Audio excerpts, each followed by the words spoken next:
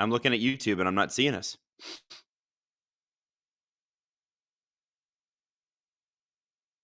Yeah, people are calling us late. Huh? Are we live? Oh, there we go. Are we live? Okay. You know what? I was just talking for a bit and I don't know if anybody heard me. Hi, everybody. Hi. How's everybody? There he is. There he is. Yeah, we weren't live. I don't know what happened. I've been talking for like 2 minutes. I'm not really sure what happened, but hi, everybody. Welcome to All Canada Friday, except for the Leafs, but let's ignore them for a bit. Canucks and Preds. We got Edmonton and we got LA. And then, of course, we got Winnipeg and we got the Avalanche. Now, we're doing this series mostly because we need to see the Preds go down in flames. Although I've been honest, it's going to be pretty loud in Tennessee tonight. That barn is a heck of a place to see a hockey game. I'm just looking up at it right now. They're kind of, the refs are out, just reffing. I also think, by the way, that Nashville's the cat that they skate under, the Predator. The Leafs need to look at doing something like that. Is there a gigantic leaf that they could skate out under? I know it's less of a hit, but I think it's still pretty cool that Nashville does that. Listen, we got 3 series tied 1-1. If we're cheering for Canada, if we're excited about Canada, we're gonna need everybody to win tonight. I really didn't think LA had a hope in hell to win that any game in this series, and look at them. Had a pretty good game. Nashville and Vancouver. The keys tonight, by the way, I think you're gonna have to figure out, if you're Vancouver, how to break the Nashville stranglehold, because you figured it out on game 1, right? Game 2, though, and actually game 1, they kind of limited those shots, they limited those opportunities, and we got to make sure that it's happening today. Happy Friday, everybody! Listen, Maddie's our producer tonight, so can I just say, can we get a little ow in the chat for Mad Dog? All right, Mad Dog is here. It's Friday night. She could have been partying. She's in her early 20s, but no, she's here with you and me, and we're having a good time. I'm kind of curious about what you guys think about how Pettersson's been so far, because I watched the games without the sound, and I know there was some pretty big tweets, about him from. Like Ryan Whitney, I think, tweeted about him, and Canucks fans are a little bit on him. But I felt like there were like 3 shots that easily in the last game could have gone in, and let's say he gets 2 of them because he's Pettersson, or even 1 of them. Are we having the same conversations? A lot of people saying Nathan says not good enough. Hawks 23 says Knicks in 3. I don't know if it works that way, Hawks, but man, the Knicks fans are just unbelievable. They're so much fun to watch. So I want to know what you guys think of Pettersson so far. What's he need to do tonight to get some space and score some goals? Because that line is important. Cassie, you don't need to know. What's up, Adam? How goes it? Can we get a vibe check? Well, listen, I mean, we can't get a vibe check unless we're all in on the vibe check. So, Maddie, repeat that. What did you say? Maddie's saying the vibes are here. How are the vibes for you? Steeson Schiller, Mad Dog, ow, for $2. Thank you for that super chat. Little $2 super chat dedicated to the Mad Dog. Yeah, so I want to ask you guys this. This is important. All right, let's figure this out. What does Pettersson need to do to get everybody off his back tonight? Now, we've had a little bit of that in Toronto. We had a little bit of the Mitch Marner thing in Toronto. And we all know Mitch Marner is a spectacular player. And we all know the playoffs are a tough time to play hockey. And especially if you're the Leafs, playing hockey is difficult in the playoffs for the Leafs. I don't know if you've known this, but they haven't had a lot of success in the playoffs. What can Vancouver do to get Pettersson going? Because really, the only way to break the defensive lock that the Coyotes have is to get that line going. Brock Besser, JT Miller, Elias Pettersson, it's a big deal. Petey should focus on D. Really? You think so? Hello from Port St. Lucie, Florida. Hello, Joe. Thanks for joining us. He's lost his confidence. He's got nerves from the pressure. I'm wondering if tonight, sometimes when you're in the other team's building, so I've heard, because frankly, I've never played at this level, people booing you fires you up, gets you excited. And you're the villain. So maybe maybe he can become like a little bit of a villain tonight. Maybe he can be the thing that the fans hate from Nashville because he's crushing it so hard. Stephen T, do the Canucks have the worst luck in the NHL? Stephen, I'm not sure because I think they've been pretty good this year. Did they not just win the division? I think we got to grade luck on a curve. By the way, thank you to Dapper Duck for gifting 5 SDPN memberships. You guys can all check out SDP VIP. And SDP VIP ad-free is also sweet. You got to check that out too. All the episodes, ad-free. Is it true that Nashville isn't allowing anyone from outside of Tennessee to go to games? So I've read that. There's so many ways around that. Buffalo tried that a couple seasons ago, I think, when the Leafs were coming into town. And, they forgot completely that a good chunk of Southern Ontario are Sabres fans. It just doesn't work. Now, Nashville's got a bit of a different situation. I don't think I've ever heard anybody accuse Preds fans of not showing up. Preds fans are there. So I don't really feel like they need to have the protective sort of, oh, no, you can't come see here if you're from Vancouver. I just don't see that. And look at that. If you look at the crowd, I'm looking at the crowd shot right now. The anthems are going. They're all Preds jerseys. And as a Leaf fan, everybody's wearing a jersey, not a suit. How crazy. It's crazy. I do think that it's probably true, but the way to get around it is you buy from scalpers or you buy from resale, and like there's official resale on Ticketmaster. Not that you love buying from scalpers, but they serve a purpose sometimes. Sometimes that's how you got to get it. Okay, I'm just gonna look through some of the chat here. Canucks, they always get hurt in the playoffs. That's from Isabella, since forever. Well, okay. Again, I'm gonna ask you, whose team? Like you know who I cheer for. Whose team has been to the Stanley Cup Finals in their lifetime, and whose team hasn't? Vancouver, in my lifetime, has gone twice. Toronto has been to the third round 5 times in my lifetime. That's as far as we get. So it's a bummer. We gotta make sure that this changes eventually. But we're talking about Vancouver tonight. Now again, okay, fine, you get injured. Casey DeSmith, not bad in the last game, I don't think. I didn't see any goals where I was like, oh, that's Casey DeSmith's fault. I think that the Predators were opportunistic. And I think the reason they got Casey DeSmith this year is just in case Thatcher Demko went down. Now, Sarah Sivian's report of Thatcher Demko potentially being done for the playoffs, it sucks. But you're here and you got to try to win. And I think you got to look at like a team like Pittsburgh. Like, be honest, in 2017, how many of you really knew who Matt Murray was? Did you know Matt Murray? Were you familiar with Matt Murray's stats? No, because he was Marc-Andre Fleury's backup. And you may have like vaguely heard him or something like that, but it wasn't like a huge, oh, wow. This Matt Murray guy, I've been saying that forever. Nobody had a hot take about Matt Murray. Oh, Dakota Joshua just pushing somebody off the face-off here. By the way, I'm going to clap for the opening face-off because we are starting very soon. And the ref's dropping the puck. And hopefully he actually drops it. There we go. And the game starts. All right. Friday night. We're all hanging out together. This is lovely. Hi, everybody. Cassie, you need to know. Penguins have 3 cups in my lifetime. Yeah, I know. I know you do. I know.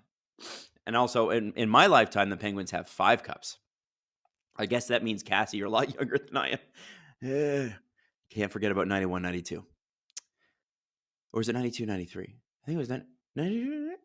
Yeah, anyway. They were really good. They were really, really good. Yeah, 91, 92.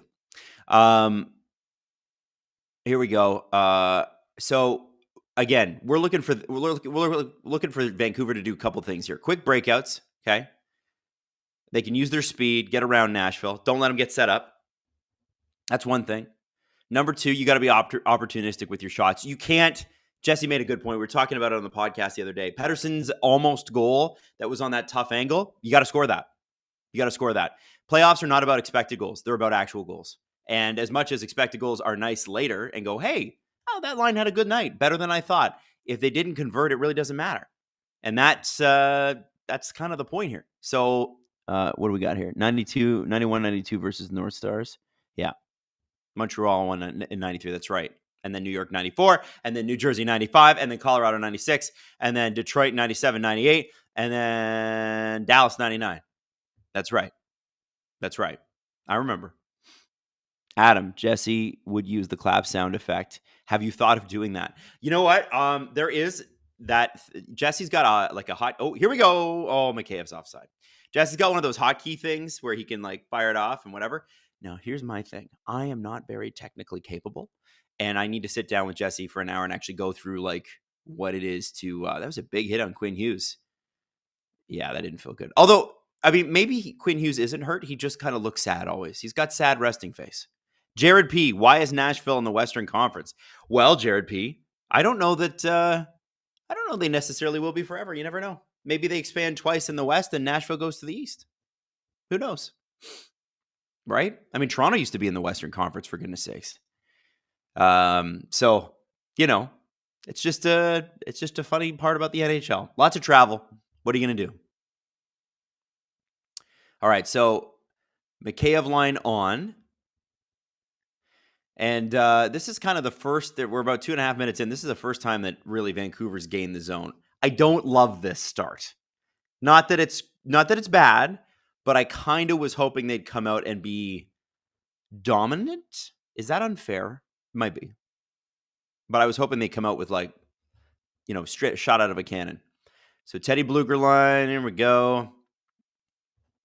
The Preds are doing a good job of just taking the puck back. Oh, there's a shot. Our first of the game. Not really. I don't even think that was going to go in, but DeSmith shot saved it anyway. Okay. What are we saying, chat? What are we saying? So Grizzly says, yo, show the game, dog. Yo, Grizzly, do you have $6.2 billion? Oh, you don't? Oh, yeah. See, that's what it costs to show the game. Nobody who can do a sidecast without billions of dollars showing that game. You can't do it. You have to own the rights to the NHL feed. And yeah.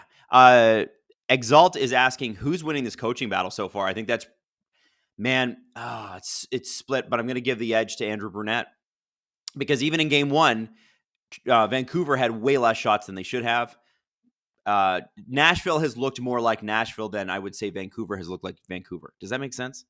I think that Nashville plays such a simple game, straight lines, tough, blocking a bazillion shots, even if they don't have possession. I think Andrew Brunette is playing them properly. He's playing the Vancouver Canucks the only way that Nashville's going to win.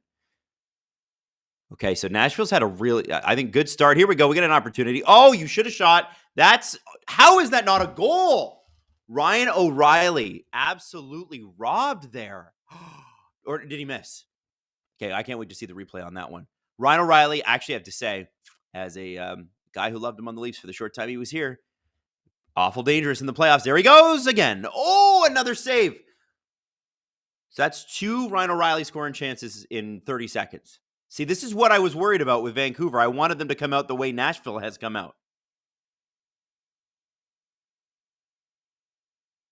Okay, here we go. Okay, I'm looking at this, and I'm thinking, oh, there's Nyquist. There's Forsberg. Here we go.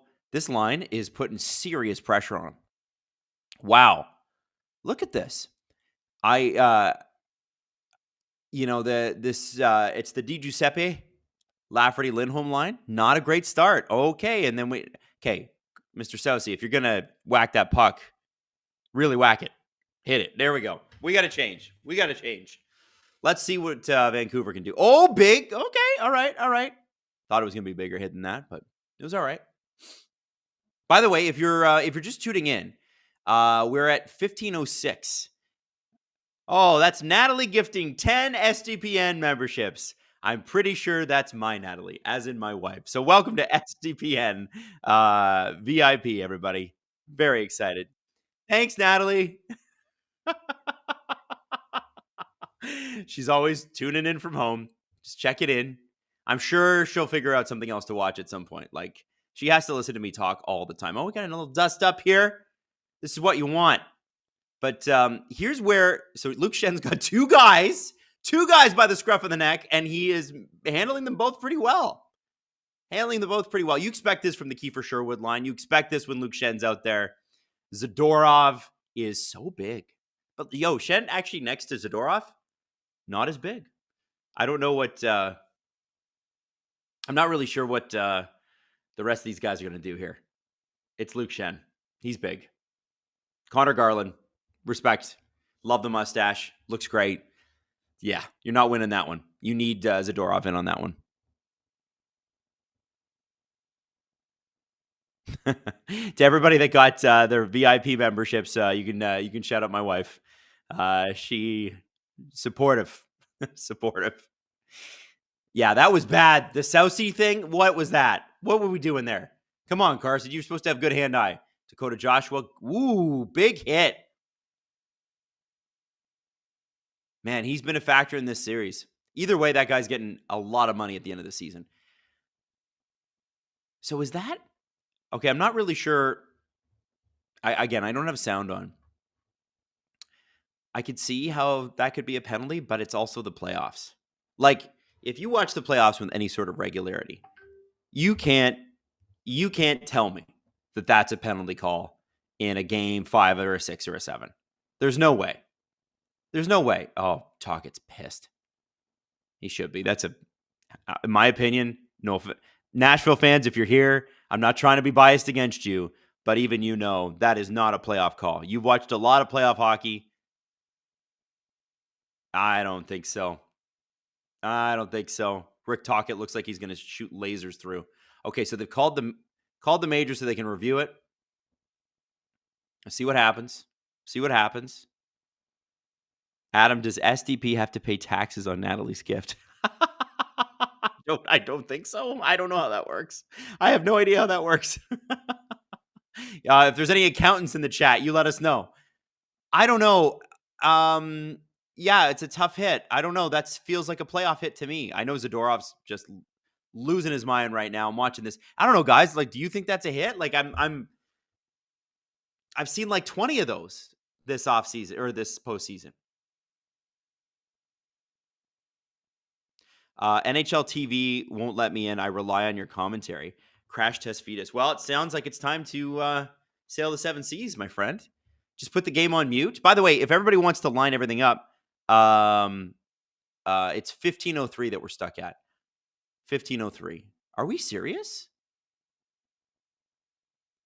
Reduced to a minor. Still shouldn't. So they called the major. Okay, so for the refs, I'll give them credit. That was the right thing to do. You call the major, and then you look at it. Don't have a problem with that. Still don't understand the penalty. I don't. That's a player that knew Joshua was coming. He played the puck with his body facing the boards. It's not a boarding call. It can't be because he's too close. I don't know. That feels like hey, you hit. Yeah, see, they put it as boarding. I don't see that as boarding. I don't know. I don't see it. I don't see it. Maybe I'm wrong. What do we think, chat? What do you think? Apparently, NHL TV is broken for a lot of people. So welcome to the chat. We'll hang out together. So a lot of people saying this should be a major boarding. Yeah, I know it's 2-minute boarding. I don't think it should be a major, guys. I really don't. I don't see that. 14:44, by the way, is where we're at. If you're lining up the stream. That's, yeah. Dapper Duck. Should we talk about what kind of apples you're buying for Steve and Jesse? Okay. Well, while we're here, since we're in between face-offs, I'm gonna go with. Here are my 2 favorite. I like a Honey Crisp, and I like a Golden Delicious. Those are my 2 favorites. Don't sleep on Golden Delicious apples. Long as they're fresh, delicious. Just saying. Look them up in your grocery store. If you've never bought a Golden Delicious apple, you can thank me later. I don't know anybody else who likes them the way I do, but they are amazing. Willie P93 giving 5 memberships to people. Thank you. Poopy McButtface got one. Good for you, Poopy McButtface. I'm happy for you. That's great. Are we not all thrilled for Poopy McButtface? We're a minute 15 left in the power play here. Nashville has had a great start. There's no question about it. They drew the penalty on the board. It's a questionable call, but whatever. We'll take it. Vancouver can handle this. Canucks have a good PK. They'll handle it. I'm curious about what this does. If they get through this penalty kill, whatever, Um, do you roll the first line out immediately afterwards, right? Because you're looking at the PK units, Lindholm, Bluger, Suter, with Joshua's off. So yeah, I think you roll. I would go first line immediately after this. You got to get some momentum back. It's, you're 13 minutes left in the 13:23 left. You got to they're tying up Pettersson there. Yep. So Pettersson's out. Maybe they're getting ready. You want fresh legs and you want to be fired up. That was a good kill. Really good kill. Here's McDonough out on the power play. Man, how much power play time did McDonough get in Tampa in his last 3 seasons? Maybe 5 minutes. Now he's doing it in Nashville all the time. Good for him. It's amazing how useful he is. And I don't think the numbers, the advanced numbers, do him justice. There's a reason why Nashville was all over that, willing to swallow that cap space for that guy. He's just so useful. He's such a playoff warrior. It's almost like Barry Trotz believed this team would make the playoffs, and none of the rest of us did. Amazing. And that is why he's running the organization, and we're not. And that's okay. That's okay. There's time to learn. Zadorov tied up. Pettersson. Oh, no, that's not. Okay, here we go. Can Besser catch? No. Again, see? Nashville is just turning it around, putting it back in. Let's dump it, and then we're going to forecheck. Mikheyev line out there now. Zadorov misses a hit. Pettersson's still out there. Needs to change. There's Hoglander and Mikheyev. Is that Mikheyev? I think it is. Here you go. You got to shoot at some point. You got to do something with it. Do something. Almost. That was good play. You know what? Mikheyev's got sneaky speed. That was a really good read on that. He almost leafed it. And by leaf it, I mean over. Oh, no goal. No goal. It's no goal. Hoglander's going to get so much shit for that. They're going to go after him for that. They're not going to like that. Mikheyev, you know what? Hoglander, get your stick on the ice. Oh, you know what? I also think, and I got to say this, Mikheyev's pass was right to his skates. And I know he was running an angle, but he had some space there. Just a little bit ahead of Hoglander, and that's it. A little bit ahead. Yellow wave incoming. Uh-oh. Do we have Preds fans in the chat? Are the Preds fans here? Okay, listen. I need to know if we got more Canucks fans or Preds fans. Pred fans have been showing up big time, despite the fact that we are going hard after Nashville right now. Preds fans have been showing up in droves. Goal should have counted, LOL. Yeah, Willie, I don't think so. Spam the Grippers chat. Hey, by the way, if you guys could throw us a like, we're about 130 in. And the more likes we get, the more people we get exposed to. And maybe I expose the Grippers later. Maybe. Hit subscribe, tell all your friends. Thank you, Mark. Appreciate that. Okay, so we got some I've got some Go Nucks in the chat. Let's go. Preds are my second favorite team. Grippers are my favorite. Adam and SDPN crew want to thank you. I no longer follow hockey due to hectic life, but I've been listening to the shows on the SDPN banner, and it makes me want to move back to Toronto. It's that much fun.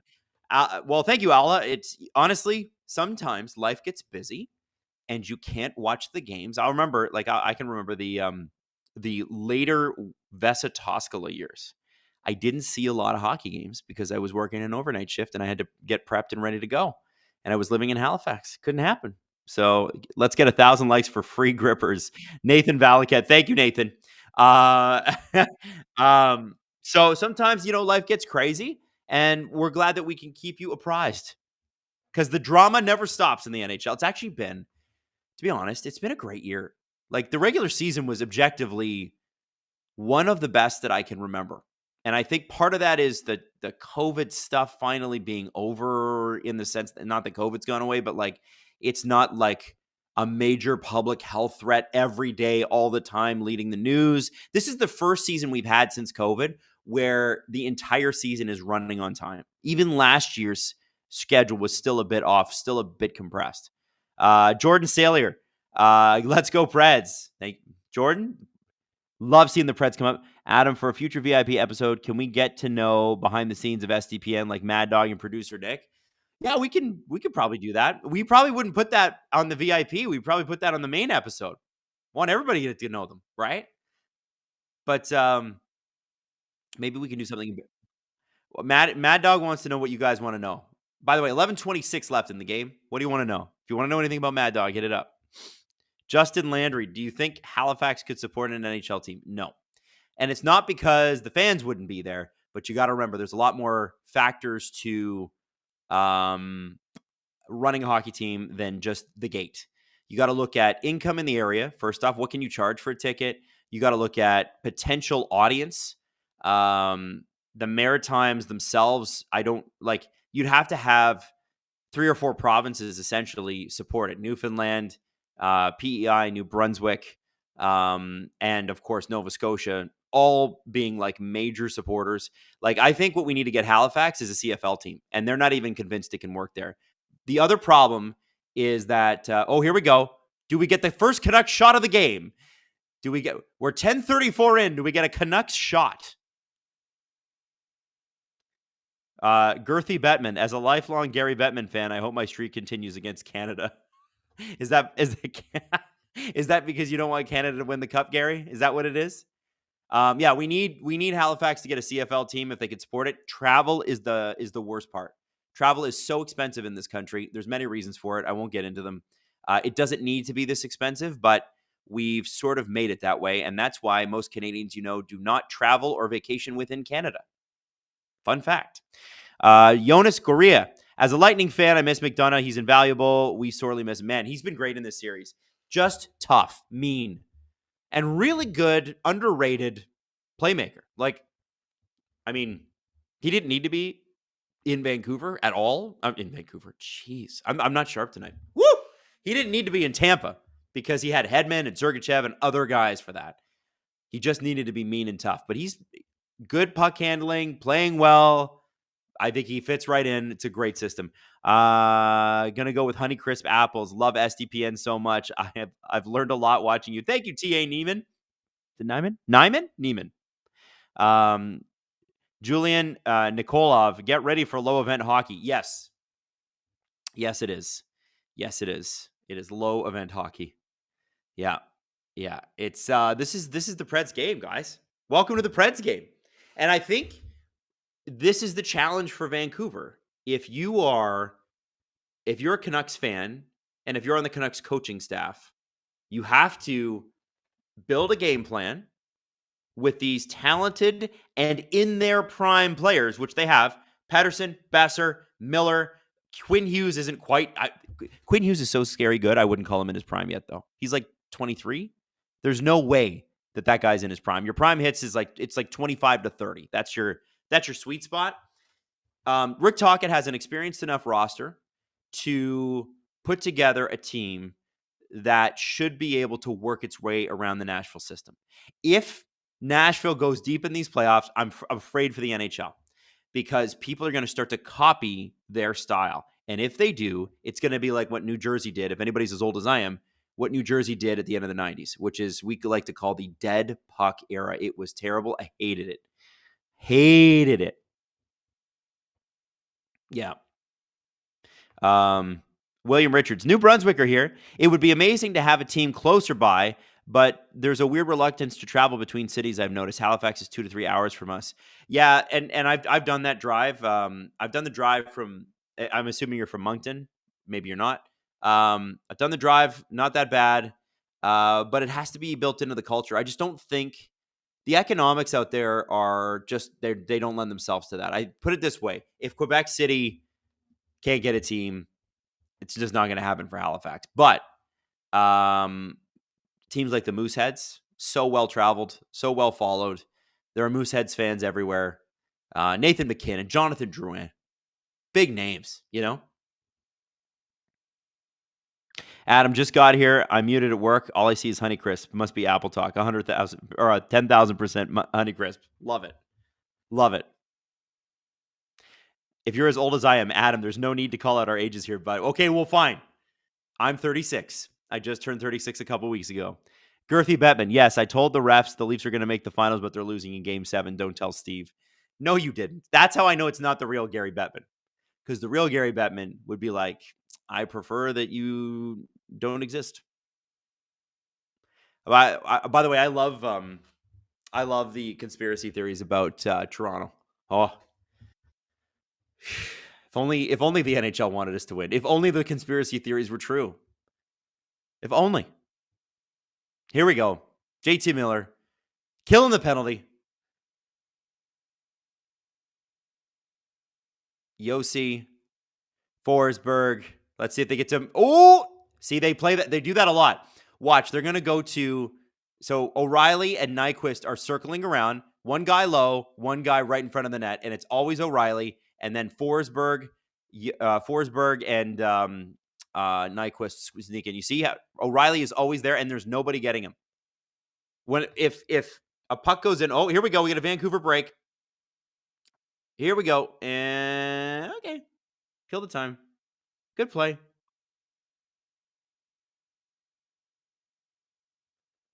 All right.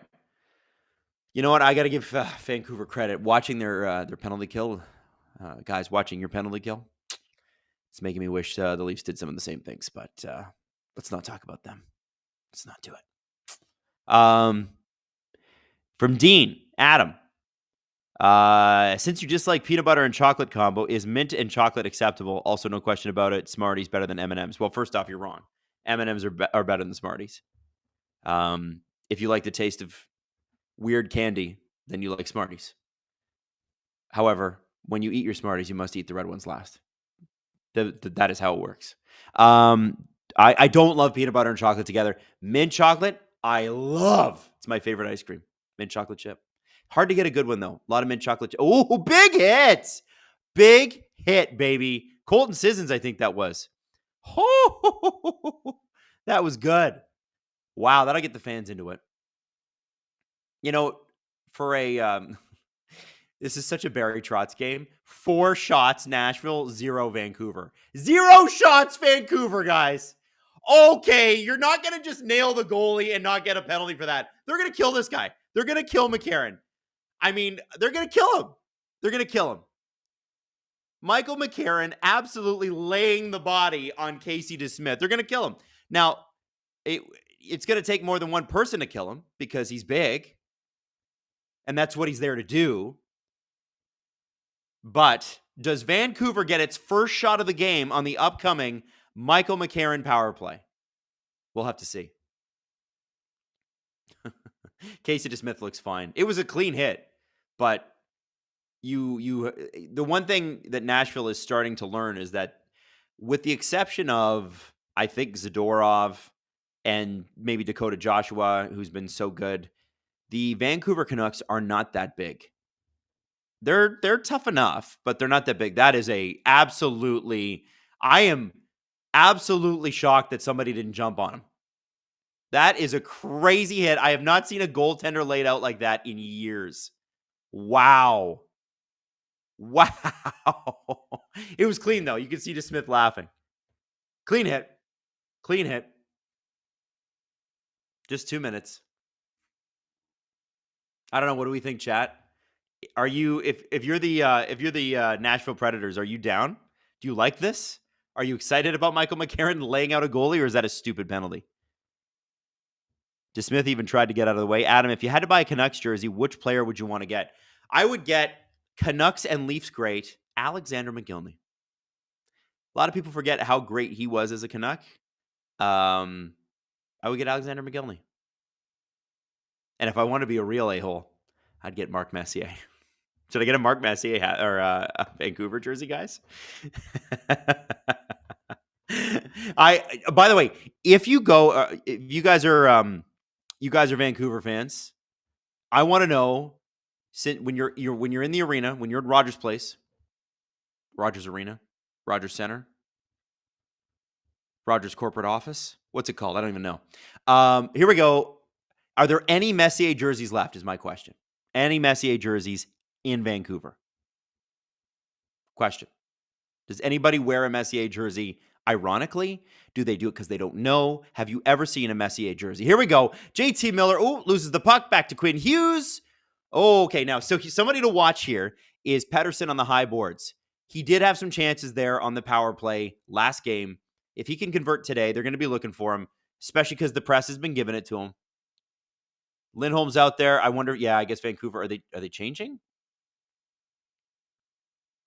Passer. Here we go. Pettersson's the guy. He's open. Should have passed it to Pettersson. Okay. Here we go. Miller, Pettersson. Oh, what a goal! First shot of the game. JT Miller. Ice in his veins. What a goal. Good shot. I want to see if that got tipped, but I think that was top cheese, baby. Top cheddar, which matches Nashville's jerseys, and I think that's nice, don't you? I think that's nice. Here we go. Pettersson, Hughes, goal. Did that touch anyone? Did that touch the defenseman's stick? Slow it down, Sportsnet. And I don't think it touches Lozon's stick. And there's the goalie's butt. Can't really see anything from that angle either. See, this is where I need them. I know it's difficult to do. Maddie actually does this for her other job because Maddie's a worker bee. Maddie does these productions. Maddie, how hard is it to get a replay on the air and slow it down for the audience very quickly? Yeah, like if you were so I'm talking to Maddie, guys. Maddie, if you were working a truck and you're in the crew, right? The TV crew. And you got, here we go. Di Giuseppe with a break, puck off the face, get the puck over to Bluger. Oh, no, Bluger's asking for a penalty there. No penalty. This is the playoffs, Teddy Bluger. Come on now. You've been to the playoffs before. You had some good runs. Oh, we got a chance for Nashville. Whoa. Oh, boy. Some good defensive coverage there. Casey DeSmith doesn't even face a shot with those two opportunities that Nashville had. I think they probably should have passed and shot. So Maddie, and I'll relay this to everybody watching. Oh boy, do we have a penalty? Nashville fans want it. I don't think we do. It's the playoffs, kids. Of course we don't. Except for that weird Dakota Joshua one at the beginning. Still don't think it's boarding. Here we go. Oh, okay, that's a hook. He's down. No way. Yeah, of course they're going to call that. What are you kidding me? So he's going to try to bait Hoglander. So McDonough's going to try to bait Hoglander into taking a penalty there. Hoglander does not go for it. And I think it's because of the shot from earlier. Remember when the whistle blew? So McDonough's trying to pay it back a little bit. That to me, so sorry, I'm not explaining this properly. You remember earlier where Hoglander was he thought the play had continued. The whistle had gone. It was a late whistle. He shot it at the net. Nashville didn't like that. So McDonough is pissed with the ref. He's yelling at the ref. And then he was gonna try to bait him back into it. I also think that they're trying to take a couple shots at Hoglander. Anyway, playoffs are great, and we got a power play when we get back. 5:31 left in the first period. So Maddie, I've always wondered this. When you're trying to do a replay very quickly after a goal, is it hard to get it to air very fast? Maddie says it's very hard to get it to air very fast. Now, Maddie, how hard is it to get it to air from multiple angles and slow it down? So Maddie says you got two replayers going, people on different cameras, and they're both. So Maddie, how? Okay.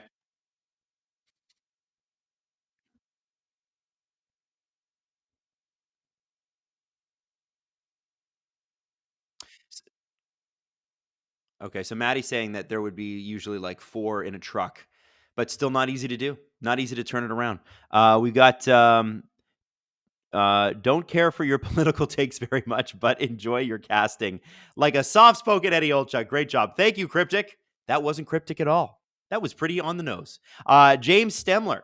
I'm both a diehard Leafs and Canucks fan. If there was a Leafs-Canucks final, I wouldn't know what to do. Leafs not since 67, Canucks since never decisions. James, are you old enough to have watched the Vancouver Canucks walk on and just trounce the 1994 Toronto Maple Leafs, who for the second year in a row just missed out on the Stanley Cup Finals? Because I wasn't old enough to stay up that late, but I hear it was heartbreaking. Adam, who was the better commander, Charlemagne or Belisarius? Belisarius, obviously. Obviously. If shout out to anybody who knows who Belisarius or Charlemagne are, by the way. We're coming back. We got a power play. 5:31 left. I'll clap when the faceoff happens so we can line it all up. You do that every once in a while in these periods. By the way, 902 people here watching. Thank you for being here. There we go. Ref actually dropped the puck this time. Hallelujah. Okay, Hughes at the point. Besser. Hughes, I'm thinking they're going to look for Pettersson. He's wide open, but he's got to get towards the hash marks. They got to find him low. Or not low-ish. Okay, we got two guys in front of the net. Besser, deep. Pettersson. Oh. Okay, over. No. Oh, that was a good fake shot. Nice play. I love this Canucks power play tonight. This looks great. It's the only way they got a shot, and that shot scored. UC Saros rarely lets in the first shot he sees. But, it's JT Miller's shot. Tough to stop. Pettersson, over. Oh, that was a great play over to Miller. But UC caught that. UC knew. You could say you see it or you don't. Haha. I'm going to have another coffee, guys. I got to get it fired up. Are you fired up? Are we fired up? Are the vibes good? Canucks on the... Oh, okay. So Lindholm kind of swung and missed at that. But hey, guys, listen. Vancouver got its second shot of the period. This is the most Barry Trotz series. Of all the series to pick, I had to pick this one.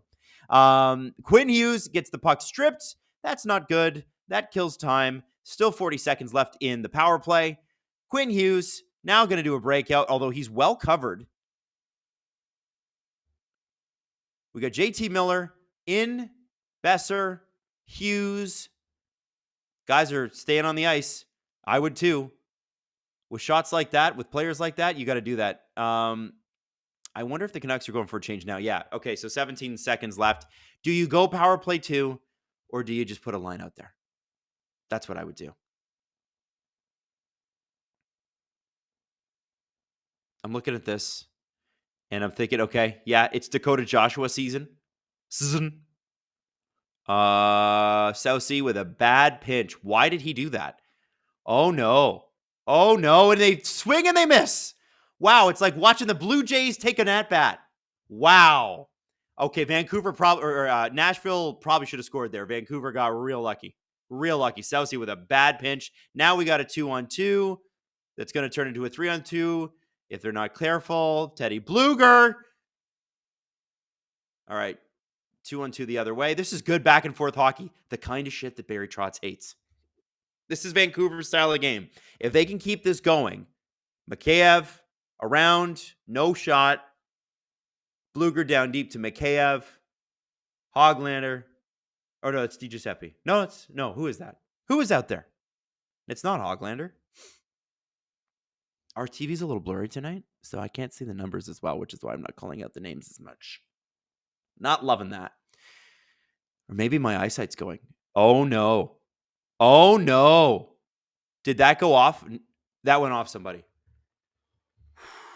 I thought Vancouver was going to go on the PK there, guys. Woo! All right, so the shots are starting to even up. Are they going on the PK? Yeah. Oh, you hate this penalty so much. Southsea, what are you doing there? Like, it's Roman Josi. It's not... Wow, he got back and he defended, but damn. Should have never happened. Bluger. Oh, no. Man, Rick Tocchet, he's the kind of coach that if you go into the dressing room and he says nothing to you, you probably want to die. Like, he'd be so mad. You know what I mean? Like, when your parents are so mad at you when you're growing up that they won't even say anything. They're just like, they just point to you and it's to your room and you just know. And you got to wait a couple hours before they can calm down and come talk to you. Oh, that's the worst. Maddie says, not mad, but disappointed. True, Mad Dog. The worst. The worst. Listen, he hasn't faced a lot of shots, but I have liked the Smiths game. Guys, there is life beyond Thatcher Demko. Evangelista with a shot right to the chest. Right where it definitely will not go in. But at least it's a registered shot. Do we get over 10 shots by the end of the first period? I need to know in the chat. 10 combined shots is what I'm saying. We got 2:19 left. There's another face-off. 3 shots for Vancouver, 5 for Nashville. Do we get over 10 shots combined by the end of the period? And remember, Nashville is on a power play. There's Roman Josi bringing the puck up. Is he going to shoot? Probably not. We don't like shots. We're Barry Trotz's team. Oh, okay. Ryan O'Reilly has looked dangerous, though. I'm not going to lie. Watch him. He's going to work the board. He's going to come in and he's going to swing down deep right now. There he is. Oh, almost had it. O'Reilly down deep. Whoa, big save by Dakota Joshua. What? That had to hurt, though. That did not feel good. He's lucky he didn't break his hand because that would suck. I don't even care if it's the cushy part of your glove. That's not going to feel good. Here we go. Nyquist to the point. Josi, Nyquist, Ryan O'Reilly down deep. Evangelista in front of the net. Interesting choice, Evangelista in front of the net. Nyquist harassed by Lindholm. Here we go. Joshua, Josi, blocked by Zadorov. He is the Zador. And you can F off. You see what I'm saying? Ha ha. Woo. Dad joke. Terrible. Absolutely. I want to kick my own ass for that. So let's move on. Second power play unit out there for Nashville. Guys, I don't think we're going to get 10 combined shots by the end of the first. This is so bonkers. How is this possible? Vancouver's got to figure this out, guys. This is Nashville's game. Like, Nashville wants this. They're totally fine with this. This is what's the Taylor Swift line? It's like, this is the school I was raised in or whatever. Like, this is it. This is it. This is this is what made them. 22 seconds left. Do we get a shot? No, we get another blocked shot by Tyler Myers, who is back and gigantic as ever. Hughes is on the ice. Top line is on the ice. Luger's going to change. Nice little football pass. There's 5 seconds left in the period. Period is going to be done in 1 second. 0 seconds. We're done. Wow. We did not even get 10 shots, guys. Oh, boy. Oh, boy. I want to say this for everybody that's like, hey, your stream's about a minute behind. My stream is about a minute behind because I'm using the Sportsnet app to stream from our studio, and it's always about 45 seconds behind. So that's why what you do is you align your stream with us. If you've got a TV that pauses, you can do that. And for anybody asking why we can't run the actual game on our stream, because Sportsnet and the NHL would have a real problem with that. They would say, we paid a lot of money for that, and that is ours, and you can't have it. And we'd be like, true. Benny, this isn't playoff hockey, my God. Benny. Yes, Benny. Benny, this is playoff hockey. Benny, this is New Jersey Devils 1999 playoff hockey. Boring, and it sucks. And guess what happened? They won cups. My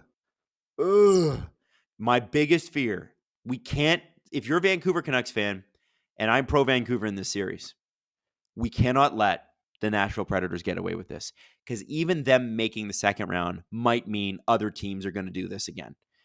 The NHL has been freewheeling and fun and open. If the Nashville Predators are taken as a model for other teams to follow, the NHL is going to suck the way that the New Jersey Devils made it suck for a long, long time. Please. Adam, it's better this way that you don't have the stream because we can watch you in the USA. True. I know that a bunch of fans were locked out because of Sportsnet's, Sportsnet only owns the feed in Canada. I never understood why, and I think it's probably because there's too much going on, why you couldn't have whoever was running the game, be it TNT or ESPN last year with Sportsnet, with Steve, also carry it. But it's probably just not the priority. So anyway, hey, listen, we're going to run a clip here. I'm going to take a break. I'm going to get a coffee. Anyone feeling like a Friday night, at least for me, 8:23 coffee? Are we feeling good about that? Because I am, and I will sleep later. So here's what we're going to do. We're going to play a little clip from the SDP. Drew sent some clips, and you're gonna love this. Okay, so we got called out by our own local legendary radio caller, Joe Bowen. Joe Bowen is a god here, and he should be. He calls a spectacular game. It's absolutely criminal that he's not on TV. And, it kind of goes to show that networks really don't care what you think. They just want to put their people on. Joe Bowen should be calling Leaf games. End of story. But he said something that I disagreed with. And I say this with the utmost respect for Joe Bowen, that Leaf fans need to be more proactive. You let me know what you think. I'm going to throw it out there. Maddie, let's play that clip. I would like to talk about Joe Bowen's tweet. Sure. Joe Bowen, who, if you're not familiar, is the radio announcer for the Toronto Maple Leafs, used to be TV as well, but because Sportsnet wants to use their own people, and because they, even if it's a Canadian team versus an American team, want to appear neutral, Joe Bowen is not on TV anymore. And he is the best caller the Leafs have ever had. If you're a Bruins fan, think of Jack Edwards, who, is going to retire at the end of this year. He's beloved in the community. Leaf fans are dying for him to get on TV. The networks just won't do it for whatever reason. It's been a number of years too. Yeah. Nice man. Interesting to read this tweet. Can we bring it up on screen? So here's what he says. The idea of going to any sporting event to support the home team is to be proactive. Why is it give the team structured like a haiku? Because I think he wrote it, and it doesn't matter. It's like the guy's like 65. No, I know. What are we? Are we gonna nitpicking? You're nitpicking. Can I just get through this? No. I want to get through this tweet. The idea. What is this? Your first show with me? The idea of going through. Maddie, please put it back on screen. The idea of going to Maddie, what do you think? No, Maddie, take it off. What do you think of the structure of the tweet, Maddie? Yeah. You got pulled down the mic. He hit return too often. I think it's effective. Yeah, see? I like it. The idea of going to any sporting event. Adam, you can read it. The idea of going to Adam, he's actually 73. The idea of going to any sporting event. He's 73. To support 73. To support the whole team continue. Is to be proactive. Give the team energy when they need it, not sitting down waiting to be reactive. The players can't say it, but I will. Tonight's crowd was very disappointing. I'll be honest with you. The crowd was right into it after the first goal. Mm-hmm. The crowd was right into it after the second goal. What happened? They blew it. Now, hold on. How fucking quickly did they blow it? Like immediately. A fucking minute later. Less. Enough with this shit. You know what? I understand. I get it. I understand that we got a lot of suits in the building, and I fucking can't stand when people are in platinum seats during a playoff game wearing a suit. Fuck off and put a jersey on. I don't care how important your client is. You're at a Leafs game because your client loves the Leafs too. Put on a Leafs jersey, wave a goddamn towel, wake up. The games in Boston, I couldn't believe how many jerseys were right up against the glass. 100%. You never see that here. You just don't see it. But here's what I want to say. We know that. Yeah. We know that. I got to ask the media people. The media. All of us. We're all jealous. We're all not jealous. We're all guilty of this. The media. We know that the barn in Toronto, it's just not great because of the platinum level sections, which are very expensive seats, oppressively, and they're excessively expensive. And guess what that gets us?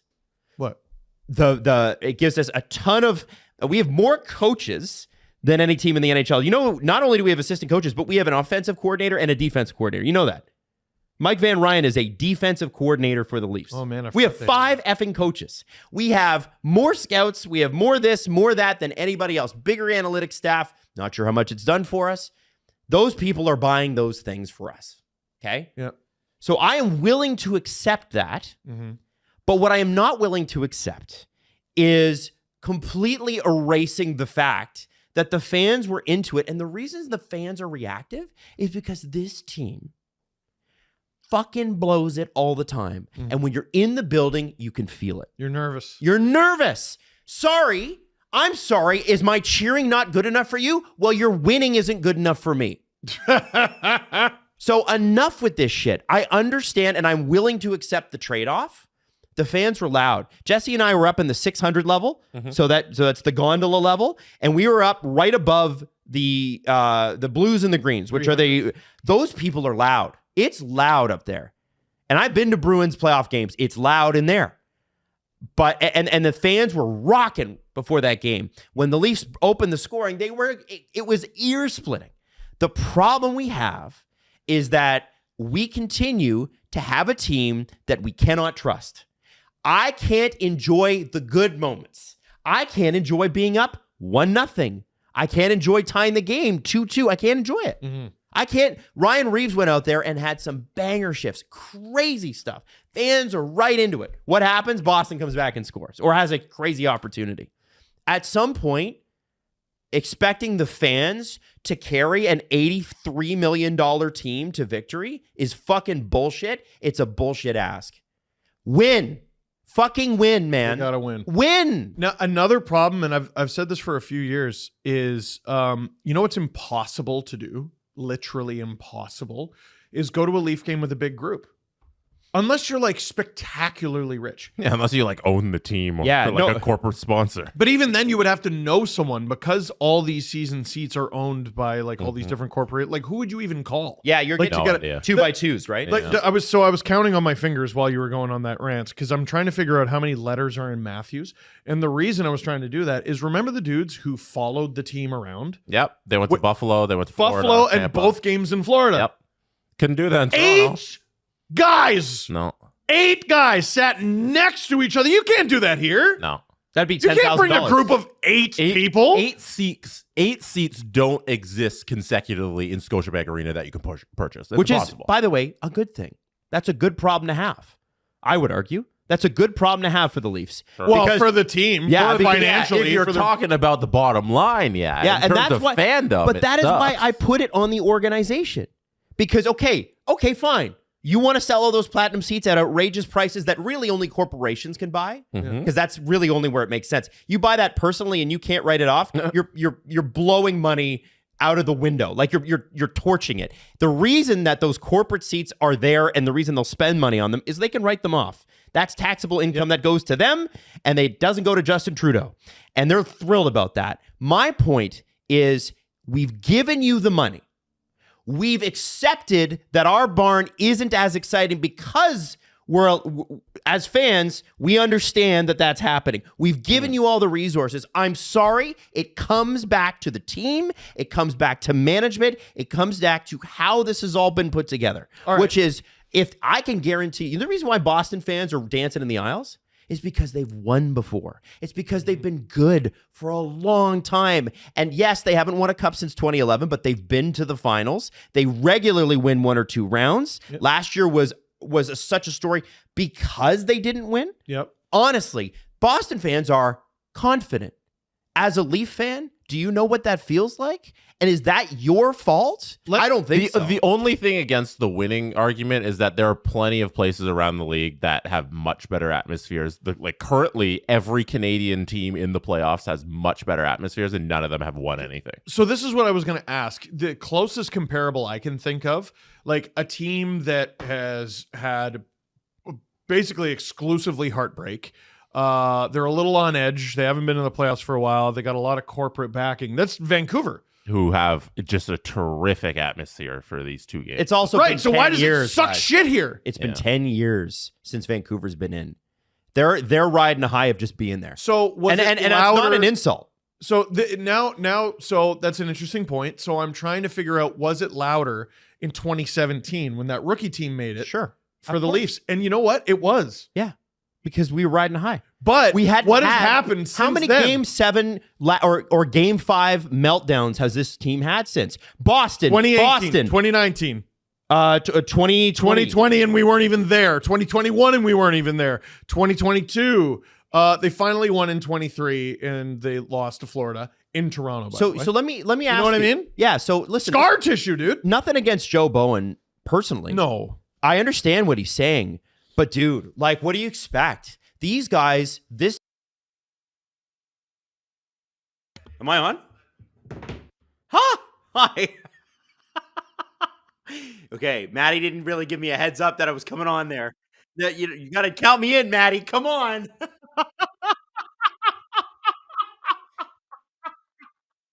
Oh my god. Well, what did you guys think? I did find some of the comments funny. Adam looking out for the 1%, as in the people that were there. Listen, my thing is this: Joe is right, and everybody else is in Toronto, right? Everybody else is that says, hey, listen, it's quieter. The reason it's quieter is because we have all these rich people, these corporations that own these seats. And what does that give us? It gives us the richest team in the NHL. It gives us the opportunity to spend like drunken sailors, which, look at that goal. I just saw the Carlson goal in the New York Washington game. New York's still up though. They can spend like drunken sailors, but like at a certain point, there's been like 8 years here of battle scars, and people are, it's not like, we got deep a couple of times. That was crazy. We never got deep. Never. We barely were in the Florida series last year. Right. So that's my thing. I get mad. I get mad when fans get blamed for literally something that the multi-billion-dollar company that owns them did. Now, I saw some people say like, hey, what if they didn't do the platinum seat thing in the playoffs? Well, so I would ask you, if you're a corporation, let's say you're a big time corporation, you're a big time lawyer, like somebody from Suits. And you're like, yeah, my firm, we got 4 seats in the platinum section, and we're going to bring clients and be cool like the guys in Suits. Or you're a finance bro. Doesn't matter, right? Interchangeable. People who have those seats, you're very lucky. I'm very jealous of you. What would be the impetus for them to buy those seats if they didn't get access to the playoffs? Because they do pay extra. The way it works is you buy an 82-game package, which is actually 41 games. And they ask you to give up, I think they ask you to give up the seat. There's some sort of thing for the next gen game, which is where all the kids come. But essentially, you get first dibs on the playoff tickets. And again, most corporations are buying this at a rate that is so outrageously expensive. The only way that you can justify it is a corporate write-off. So the whole thing is the Toronto Maple Leafs, when they hit game 82, they're finished paying the players. The players don't get paid anymore by the Leafs. They now get paid by the NHL for advancing into the playoffs. There are playoff bonuses that the NHL issues. And so all the money that they make off of tickets in the postseason, and this is the same for every team, is pure profit. Pure profit. Except for what it costs to like run the arena, run concessions and all that stuff. You're just printing money. So that's why making the playoffs for a lot of teams is so important. Even if like you'll see it with small market teams, they'll just go for it. And you'll be like, why are they going for it? They really should rebuild. Well, they don't want to have a position. They don't want to be in a position like Anaheim or San Jose where they're super gate reliant teams. And by gate, I mean tickets. And nobody's coming because they're not going to win for years.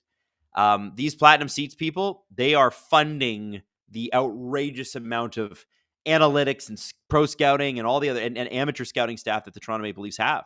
So in a way, it's a good thing. And like I said in the video, I'm willing to make that trade-off. But you got to give me as a fan what you promised me, which are wins. So forgive me for being a little anxious. And hey, there's only so many of us fans in there. Because, when corporate people are out with clients, they're not going to like cheer and root and scream and, take their shirts off and swing them in the air. And you know what I mean? They're not going to do that. They're going to be like, I'm with my client. I hope they have a fun time. We're going to talk the whole game. We're barely going to watch. And we're going to make small talk. I've been on those meetings. They're great. They're fun. It's not the same as watching with your like family. I'm just saying that, listen, you want me to cheer. You want that building to get loud. Give the fans some love. Give the fans some wins. That's how you love the fans back. And if you go outside, and I was out there for game 3, Maple Leaf Square was just electric. And it was electric for like 3 hours before the game even started. Just people are just buzzing. And you could feel a crowd's energy. You get amped up. The ghost of Harold Ballard is happy with the platinum seats. LOL. Oh man. Harold Ballard, I'll be honest with you. Some of the stuff Harold Ballard did was just because he wasn't a nice man. That's all it was. It wasn't even to make money. It was just to be like, I have so much money that I can be a bad person for no reason, just to exert my power. That's the kind of guy he was. Will the Canucks miss the playoffs again next year? Type L for yes and LL for definitely yes. I don't know. I don't think so, man. I don't think you just win the division. Although, do you guys remember 2013 when I think it was Colorado that year finished first in the NHL, and I think they were out in like 5 or 6 games in the first round. They just went on, and this was a new stat at the time, a PDO bender. And they are the ultimate PDO bender franchise. Everybody's like, this team is bad. This team is super bad. Patrick Waugh was the coach. I think he won the Jack Adams that year. And everybody's like, and all the old school guys are like, no, they're good. Look at them. They won. And they were right. And then the next season did not make the playoffs. I think the Canucks are in the playoffs. I think the Canucks were always talented. They just needed to get the right management in, and they needed to get the right systems in. And credit to Rick Tocchet. I was not sold on him as the coach of this team, but spectacular. And look at all those Canucks fans in there. They made it. They made it in. Vegas missed the playoffs 2 years ago. Okay, getting ready to clap here, everybody, so we can align streams. Let's go period 2, and hopefully we get more than 10 combined shots. 10. There was 8 combined shots in the first period. Can we do 9? Could we get there? There we go. Face off. Maddie complimented my clap. Guys, was it a good clap? Do it clap? Is that inappropriate to ask? Ooh. Okay. Does that count as a shot? We're looking for shots here. We're looking for anything. You know what this game feels like? You know what this game feels like? This game feels like if Vancouver ties it, this feels like, oh, we got a shot, guys. We got our first shot of the period. Wow. Nashville now has 6 shots, Vancouver with 3. If Vancouver ties this, doesn't this feel like a triple overtime game to you? I'm not saying we're there yet, but I want to put it on your radar because this is the kind of low event hockey that leads to a midnight or 1 a.m. from my vantage point. And if you're in Vancouver, it's like, what is it? 6:40? No, 5:40 your time. Yeah, you might have to watch the game till 10 p.m. This just feels like one of those games. It's like, well, I'm not going to allow a shot, and you're not going to allow a shot, and then we're going to block a bunch of shots. And I've said that Nashville has made Vancouver play their game, and they have. But credit to the Vancouver Canucks and Casey DeSmith for being able to play it. I mean, Vancouver is up 1-0 right now, right? They're winning. Oh my God! And they almost weren't for a second. But that puck just rolled at the last minute. Casey DeSmith got away with one. Wow. Oh, and we almost have a Vancouver Canucks goal, but UC Saros. I think we got to be at 10 shots here, folks. We are. We are at 10 total shots, maybe even 11. Oh, baby. This replay is going to be great. This is going to be a great replay. Oh, I love hockey so much. What a stupid game. Here we go. Oh, see it? Just curls. Oh, that should have so... Okay. Nashville's probably like, what? Sissons? Sorry, buddy. Not your luck. You got Pettersson's luck from the other night. And Pettersson with a great setup there to Hoglander, but UC Saros being UC Saros. You got to get more than 4 shots on UC Saros to expect to score. Wow. Wow. That was fun. See what happens when things happen in hockey games? See how much fun it can be? Oh. Sorry, Adam's subconscious mind believes that Nashville will take the lead and Vancouver will come back to it. So here's the thing. Sometimes I mix things up. And this is I don't want to call it what it isn't. But I have a thing with numbers. And I have a thing. Well, here we go. I'll tell you later. I have a thing with numbers. I have a thing with reading as well, where I flip lines when I'm reading lines. So if you're, and the first person to point it out to me was a producer who, when I was reading a radio script for a commercial, it was like some fast food restaurant. He's like, you dyslexic? I was like, I don't know. And he's like, and then he pointed to somebody else who was dyslexic. And he's like, yeah, you do what she does. And so from then on, I've had to like work my way around it. And that's not a bad thing, but sometimes, so what I did there was I said, oh, Vancouver needs to tie it up when I meant Nashville. It just happens. It comes out. You'll have to put up with me, guys. I'm sorry. It's just the way it is. I'm sure there's many other people in this chat right now who can relate. Sometimes the human brain is just a funny thing. Joe gifted 5 SDPN memberships. Joe, thank you. That was really kind. Joe, did you do that? Hold on. Joe did it twice. Joe, you gifted 10. Matt Mooneyham. That's a good name. Mooneyham. Ballard is the perfect example for an estate tax and inheritance tax argument. I don't know how Harold Ballard made his money, if it was his parents or whatever, but Harold Ballard, Vancouver fans give Aquilini shit all the time, and sometimes it's deserved, but you can't question that he wants to win. You can question how he goes about it. But Harold Ballard didn't care. He didn't care. Didn't care. He went to every game, could have cared less. As long as he felt like he could bully people, he was down. Absolutely not a great guy. Just not a great guy. Dave Hedin. Come on, Hughes. He needs to shoot some shots. I agree, man. I think the problem is where he sits especially on the power play, Vancouver can't get anything going in the offensive zone for any sustained pressure. We haven't seen it. There was one shift in the first period that wasn't a power play. And even if they could, let's just say the power play, what Predators do so well is they have a man high and they're right in front of Hughes, and Hughes knows that no matter what, that Nashville Predator player is going to block it. So he has no choice but to pass it. And I don't see him going end to end because this is not a team you can do that with. Although it's Quinn Hughes and he can do anything he wants. Hoglander, little move to the point. We got some sustained pressure. Ian Cole, Nikita Zadorov, Hoglander in the corner. 2 Preds on him. Defensive zone coverage is good. There's Zadorov. No, that's not Zadorov. That's Tyler Myers. I guess they switched off. Connor Garland in the corner. Lindholm, that is a hook for sure. That's a hook. Goodbye, Roman Josi. You are going to the box. Yeah, good work on Connor Garland there. Doesn't stop moving his feet. Draws the penalty. That's how you do it. Roman Josi, if Connor Garland hadn't been pushing so hard, look, watch this. Hold on, that's going to be a shot, and it's tipped. So watch this play.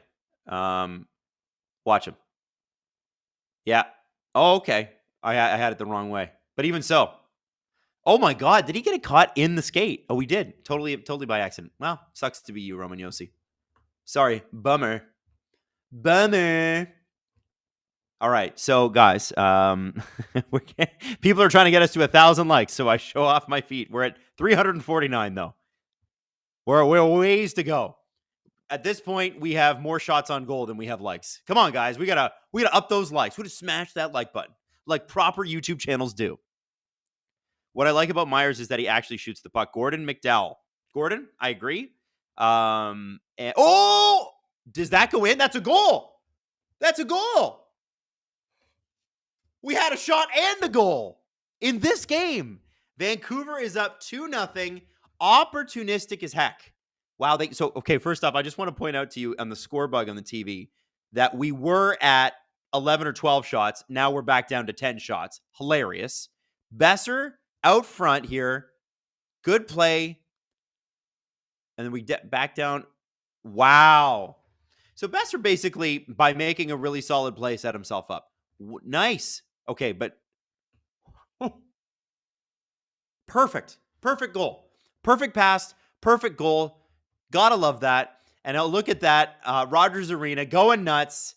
They can't do that for the Leafs as much. I wish they could because there's usually so many nights booked at the Scotiabank Arena. But damn, fun to see arenas do that when their team isn't home.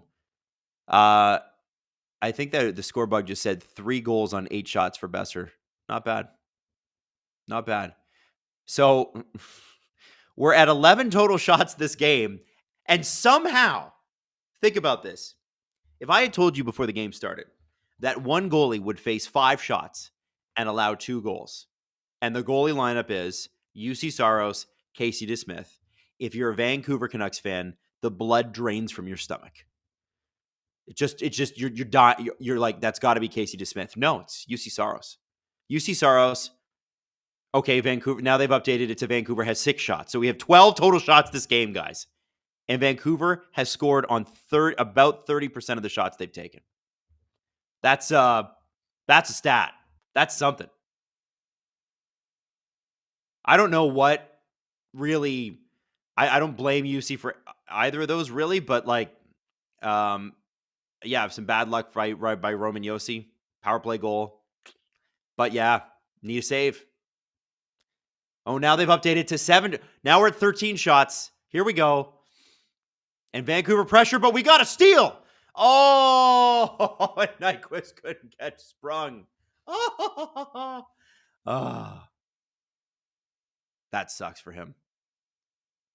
7-6 are the shots for Vancouver. This is the first time all game that Vancouver has led in shots, and we only have 13 shots.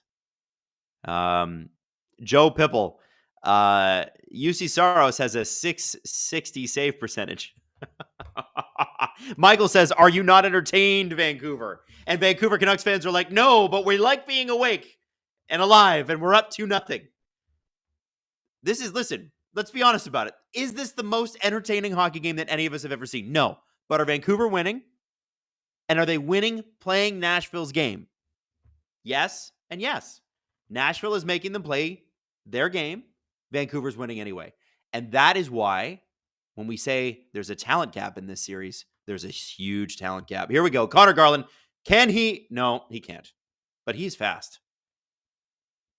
I thought he might be able to break in, get in on a corner there, but no. This the fourth line for Vancouver is so good. Like, how do you not love Vancouver's fourth line? Teddy Bluger, Phil DiGiuseppe, and Sam Lafferty. How do you not love that? How do you not love Dakota Joshua, Eliason Lindholm, and Connor Garland? That's a deep lineup. How did this team, which had Luke Schenn last year, didn't have Lindholm, how'd this team miss the playoffs? They had Bo Horvat. They had to trade Bo Horvat. How did that happen? This team should have been making the playoffs. It's ridiculous. Maybe, well, Thatcher Demko being healthy would help. We're now officially up to 14 shots. Guys, 14 combined shots in the game. 14 minutes left in the second period. If you're trying to align your TV with our stream.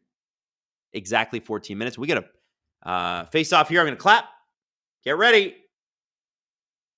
No, sorry about the clap. The bloody linesman. Here we go.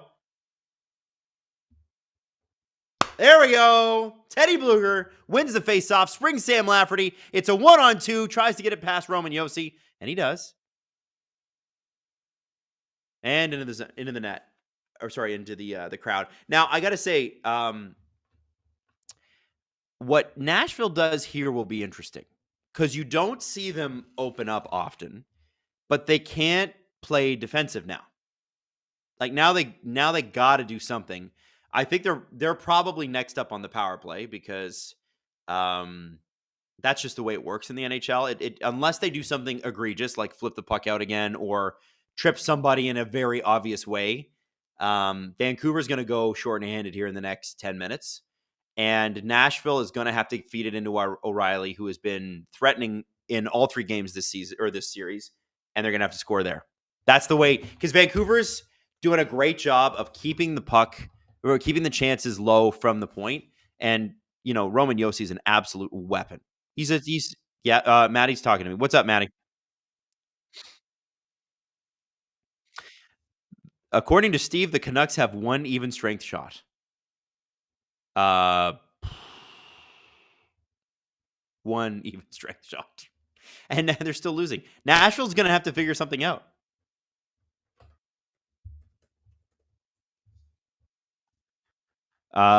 Stephen T just donated $2. Didn't even ask a question. Well, thank you, Stephen T. Appreciate you. Okay. People are saying Steve lies. Adam, can I have another pickle? Pickle. I don't know what that means. They have 3 even strength shots, according to Amazing Kook 143. Sorry, Steve, you're a liar. Oh, no. Why are they showing this? Game 7 of the 1994 Stanley Cup Finals. Why are they showing this? Why are they doing this? Stop. Bob Cole. Sorry. I didn't see that. Wow. Oh, Amazing Kook has corrected himself. Steve is redeemed. We need to get a Matty Mike. Matty has got a lot to do behind the scenes. The crowd just took a Valium. Russian Bear Zadorov. Adam, we need Mad Dog. You got Mad Dog. Mad Dog's running the stream. Mad Dog's in control right now. Yeah, come to Bowmanville. Come to Boston Pizza tomorrow night. Then you get to meet the Mad Dog. Ow! All right, here we go. Third line on the ice. Fourth line on the ice. Di Giuseppe, Bluger. Love Bluger. Here we go. And they've looked good all series, actually. Give them full credit. Offside, Nashville. Boy. Hey, guys, listen. They've readjusted the shots again. Boy, they can't get the shots right. So Vancouver was leading in shots, 7-6, but Vancouver has been docked a shot, probably because they were bad. And now they're down to 6 shots, and Nashville's up to 8 shots. So we have 14 shots. I had to think about that. 14 shots in this game. That is outrageous. I can't believe it. I can't believe it. Can't believe it. Like, I've never, in this era, I have not seen this much low event hockey. It's unbelievable what Nashville's been able to do. And it's unbelievable Vancouver has scored as much as they have. You know, they're scoring on 33% of their shots. That's crazy. Against UC Saros, that's crazy. Here we go. Here we go. Mikheyev trying to muscle his way to the puck. Oh, here we go. Okay, all right. We got a shot from Tyler Myers, and he misses the net. How many times have you heard that? JT Miller takes the hit, drives through the guys. JT Miller is just a beast now. Whatever he was doing last year, it's amazing how quickly he put that in the rearview mirror. That guy was almost traded to Pittsburgh. Can you imagine? Can you imagine? They were like figuring out the salaries, and they just couldn't get it done. You imagine JT Miller and Sidney Crosby this season? Pens would be in the playoffs. They'd be in the playoffs. Karlsson wouldn't be a Penguin. And JT Miller would have been a far more useful pickup than Erik Karlsson for them. I still don't know why they made that trade. But look at that. Vancouver, you benefit. You know, the Raptors almost traded Kyle Lowry. And at the 11th hour, it didn't happen. And look at that. He became one of the greatest Raptors of all time. Just the way it goes. Oh, we got some shots. We got some stuff in the area. Nashville pressing. They've been able to do this a couple times tonight, 5-on-5. Not for too long, but they've looked dangerous. Ooh. And Vancouver giving them the puck isn't going to help.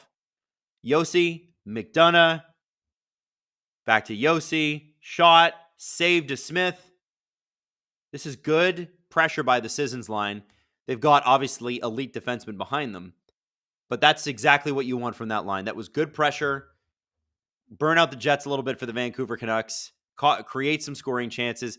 I think what we're going to see, and I think we're seeing it, is, and the shot totals are going up, I think Nashville's opening up the game a little, which in theory shouldn't work in their favor. When you think about it, Nashville is going to lose the skill battle every time. However, they have a fabulous goalie behind them.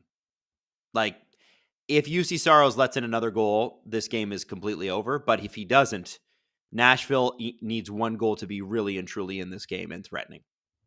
And they can do that. They can do that. One silly penalty, it's all it's going to take. One Nikita Zadorov slash, one Tyler Myers elbow, and that's easy because they're tall. Tyler's a big boy. Easy to drop an elbow accidentally. We'll see what happens.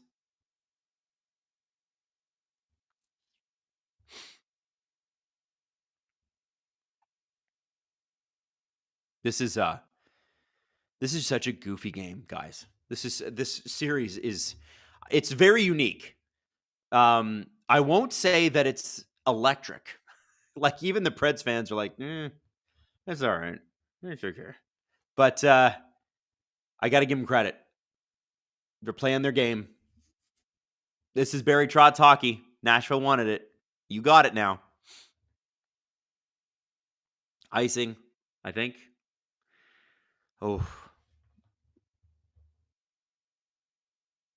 Michael, kind of sad. I wanted to see Ovi go the distance. Is it going bad in New York? I haven't seen the.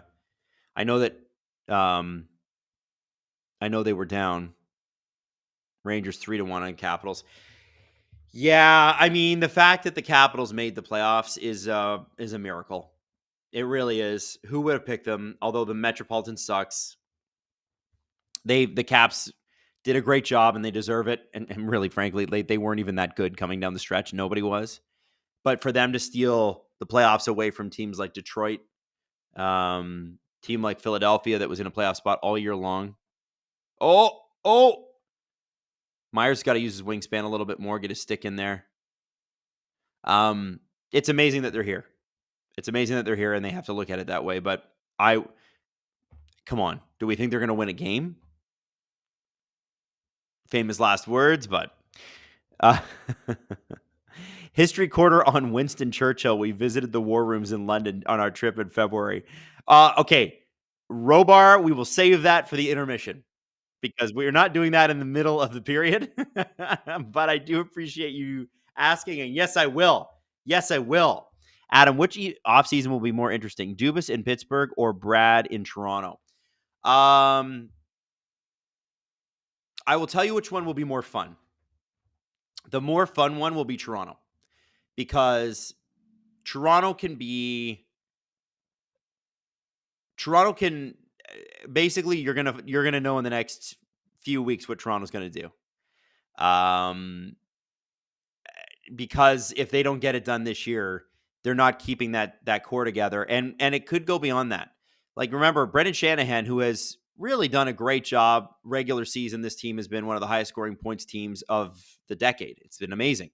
Made the playoffs 8 years in a row. Amazing. But no playoff success. So does the new CEO, Keith Pelly, say, okay, time for a change here? I don't know if he'd be that quick about it. Maybe give Shanny one more year. But I know that the team on the ice would have to change. And I'm talking about moving one of the big four.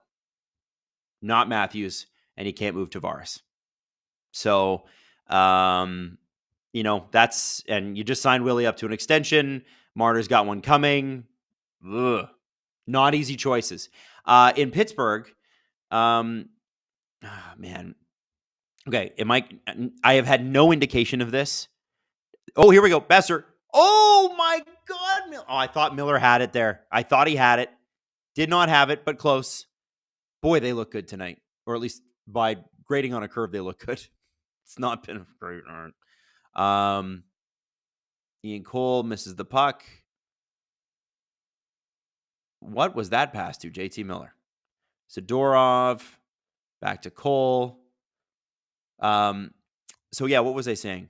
I think Pittsburgh's going to have some tough decisions to make. And I wonder, like, if you're Kyle Dubas, what do?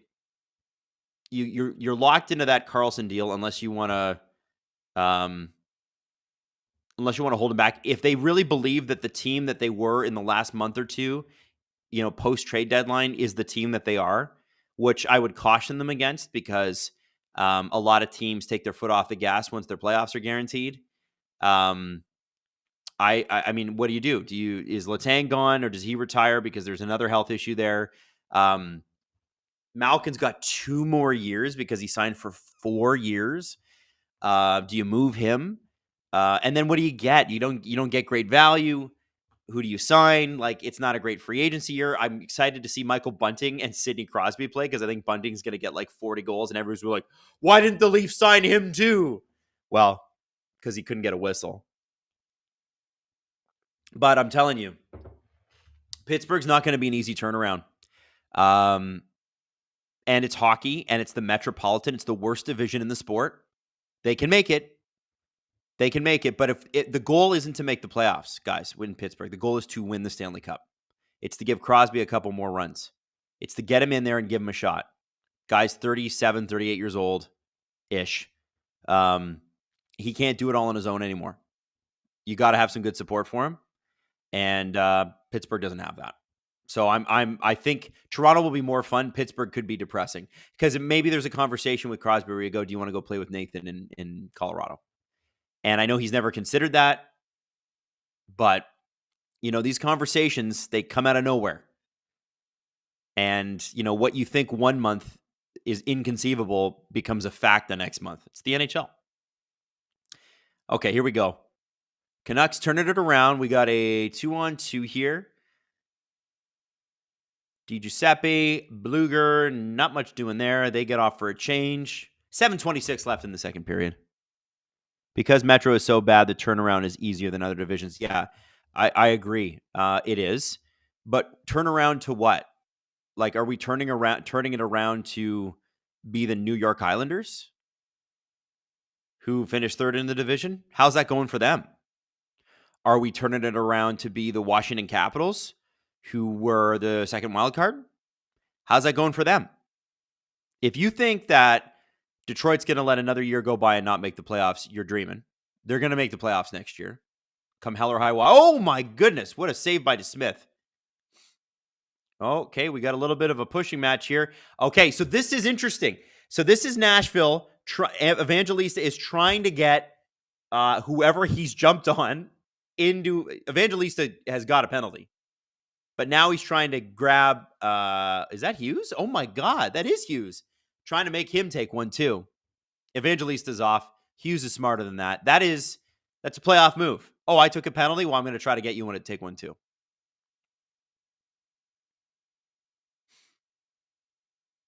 There's no way they give Quinn Hughes a penalty there, is there?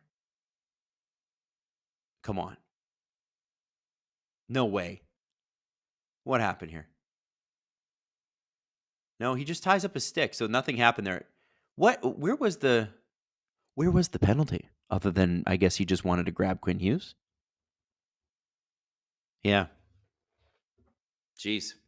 Anyway, some good questions. If you want to fire it up in the super chat, guys, I will answer some questions for you. We'll hang out. And by the way, Willie P93, again, just thank you for upgrading to SDB VIP ad-free. Yes, Willie P93. Hey, guys, we have 1,000 people watching. 1045. That's amazing. I love that. Hey, Adam, I don't know if I missed it, but what made you decide to stream this series over some other just time of day thing? No, because time of day thing means like I start the series at 10 p.m. No, what made me decide to do this was the fact that I was dead wrong about the Nashville Predators. I said it was ridiculous that they had their trip canceled and that, their lineup wasn't that good. And, they lost a couple bad games after the All-Star break. Why was Barry Trotz punishing the equipment staff and the coaching staff and everybody else who doesn't make the money that the players do by canceling everybody's trip to the Sphere to see U2?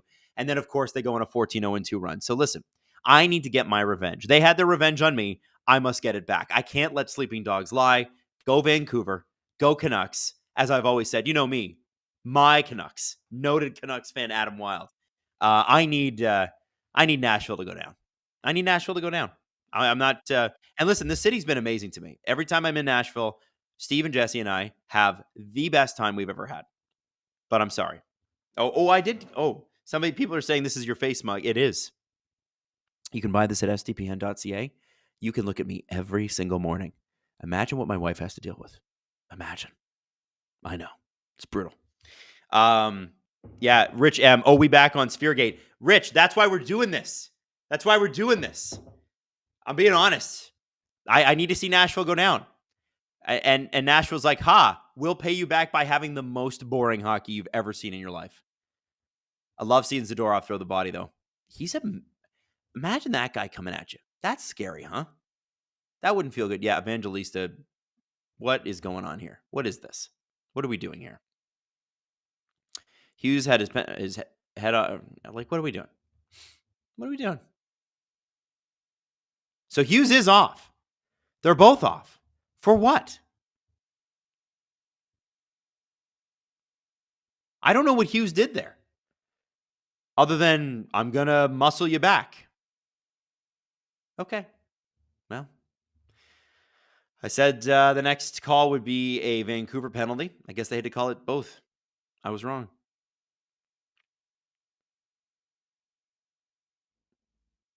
Here we go. 4-4. This favors the Canucks, I would think. You get that big line out there. Obviously, not having Quinn Hughes kind of sucks. But, there's Myers with a shot. That's Vancouver's 8th shot of the game, everybody. Yay. At this point, we can clap for every shot. We might hit 20 shots by the end of this period, which is something we didn't hit 10 at the end of the first. It's been exciting by this series standards. If you've watched Winnipeg, Colorado at all, oh my God, what a series. It's amazing. Shane Rolston, feed people. Yes. My gripper friends. My pedicure maniacs. All right, here we go. We got a Nashville penalty. Really? 4-on-3, kids. This is going to be good. And for a whole minute, look at that. Oh no, it's going to be. Is it? No, it's. They're both going. What happened? Yeah, Nyquist, you're going for that. Yeah, you're JT Miller, you're going for that. Yeah. Okay. Well, man, I cannot believe that we have less than 20 shots at this point combined. But that's Nashville Predators hockey, baby. Joe, if Crosby goes to the Avs, I would be a fan. But that is producer Drew's team. I would need a hot shower after that. I still don't know if that would be enough. Yeah, I get it. Listen, producer Drew, he not only deserves your hate, but he wants it. It sustains him. I don't know if you've ever seen Ghostbusters 2, but there's the big blob that's kind of circling under the street, and it's just feeding off of New Yorkers' hatred and their rudeness and their swearing. That's Drew. Drew will only get bigger the more that you hate. The only way to neutralize Drew is to become an Avalanche fan with him if Crosby goes to the Avs. That's all I'm saying. Adam, we have no clock. Can you call out the time every now and then? Yeah, Dylan, sorry about that. Sorry about that, buddy. I know. I got to do that. Sometimes I forget. And I will make sure we do that. We're in Maddie said she'd cue me on that too, because sometimes I just, I get on my talking spurts and then I don't shut up and whatever. I will do a clap for you for the face-off so we can line it all up.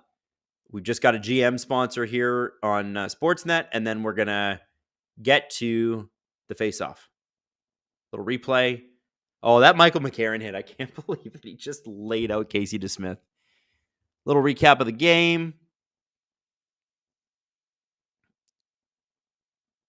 Okay.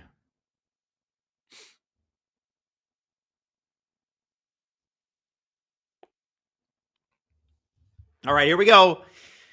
We got 4-on-4 hockey, baby, and I think we've got it for 3 minutes now?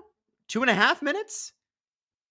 2.5 minutes of 4-on-4 hockey. Let's have some fun. And this is, again, this favors, it says 4-on-4 52 seconds, but didn't two other guys just go? Anyway, I have to tell you, this favors Vancouver if they can get possession. And what Roman Yossi's doing right now, which is swinging back. I forgot to do the clap. I'm sorry. That just maintain possession. Oh, yeah, no. Mikheyev out there on a 4-on-4 is interesting.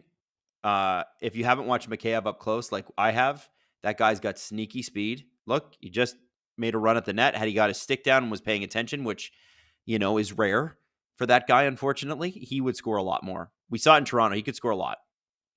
I know he makes a lot of money in Vancouver to play on the fourth line, but he's a good player. Just maybe a guy that kind of gets buried in a deep lineup. Vancouver is holding the puck. What I want to know is, are we back at 5-on-5? Here we go. Lindholm in deep, one man down. Vancouver's playing a little bit more defensive than they were earlier.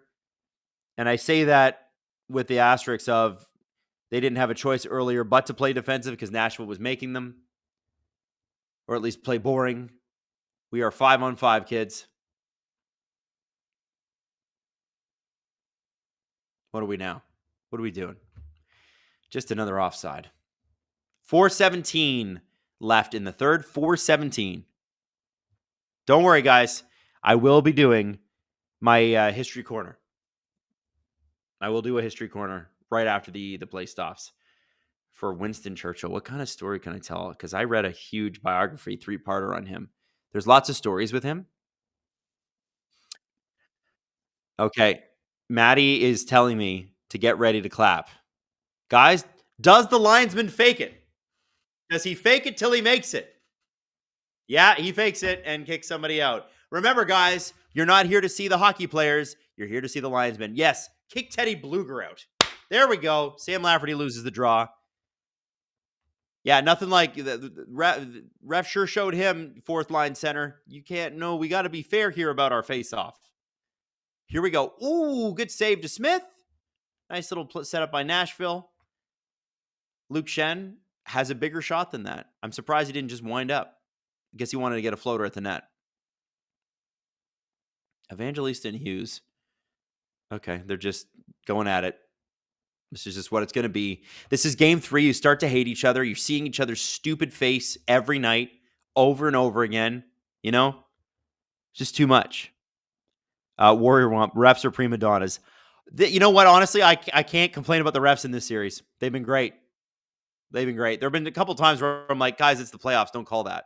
But other than that, I don't know. I can't complain. I can complain about the linesman in the last game who kept fake dropping the puck. Can't stand that stuff. Here we go to Smith. Knocks it away with his paddle. Okay, so we got Novak, Evangelista, and Jankowski out there. Good little line. Haven't done a lot in this series. Evangelista's been involved, though. And I think Jankowski was just stuck in the corner with a Vancouver Canuck. They're just all over each other. It's a little 4-on-4 action. Top line for Vancouver's out there. Quinn Hughes, floater in, looking for the tip. Woo! And McDonough just pushed a Vancouver Canuck into the net to knock it off. And that should be a penalty. To me, that's a delay of game. Why are they so they just pushed Suter into the net, knocked it off, and then they're like, you know what? We're going to punch you down too. We're going to just give you a big old punch to the face. That's for going for our goaltender, who we pushed you into. That to me is a delay of game. McDonough totally got the whistle there that he wanted. Watch when they play this. Jankowski. Ooh, yeah, that was closer than I thought. Wow. And then look at this. Watch this. Watch Suter, 24. Watch what McDonough does. Yeah, just push him. Look. How does the ref who sees that not call delay a game? That's a delay a game. All day, it's delay a game. Okay, I'm complaining about the refs now. Now we're officially in the playoffs. What's Andrew Brunette got to complain about? What are you whining about, Andrew? Zadorov can't keep the puck in. Goes up. Puts it right back into the crowd. It's an icing, but goes onto the net, so it can't be icing. Ian Cole, Nikita Zadorov. Zadorov gives it up. He's going to have to outmuscle the Predators here. Kiefer Sherwood, Michael McCarron, Cole Smith are on for the Preds, so it's the fourth line. Remember, Michael McCarron is the guy that absolutely laid out Casey DeSmith in the first period. Got a penalty for it. That was a clean hit, and that's icing Vancouver. Oh, man, that Kings-Oilers game tonight is going to be fun. And if you're asking if it'll be more fun, like better hockey than this, probably. But you know what you're in? You're in a stalemate match. You're in everybody. We got completely equal strengths. Vancouver is as good on offense as Nashville is on defense, and it's just an arm wrestle right now. It's like this. They're making that ugly face. The toddler has to go to the bathroom face. That's what they're doing. Miller, oh my gosh. The linesman dropped the puck 74. Okay, 245. Puck is dropped. Oh, that drives me bonkers. What are you talking about? Who are you talking to? Both guys had their sticks in the air. Who are you talking to?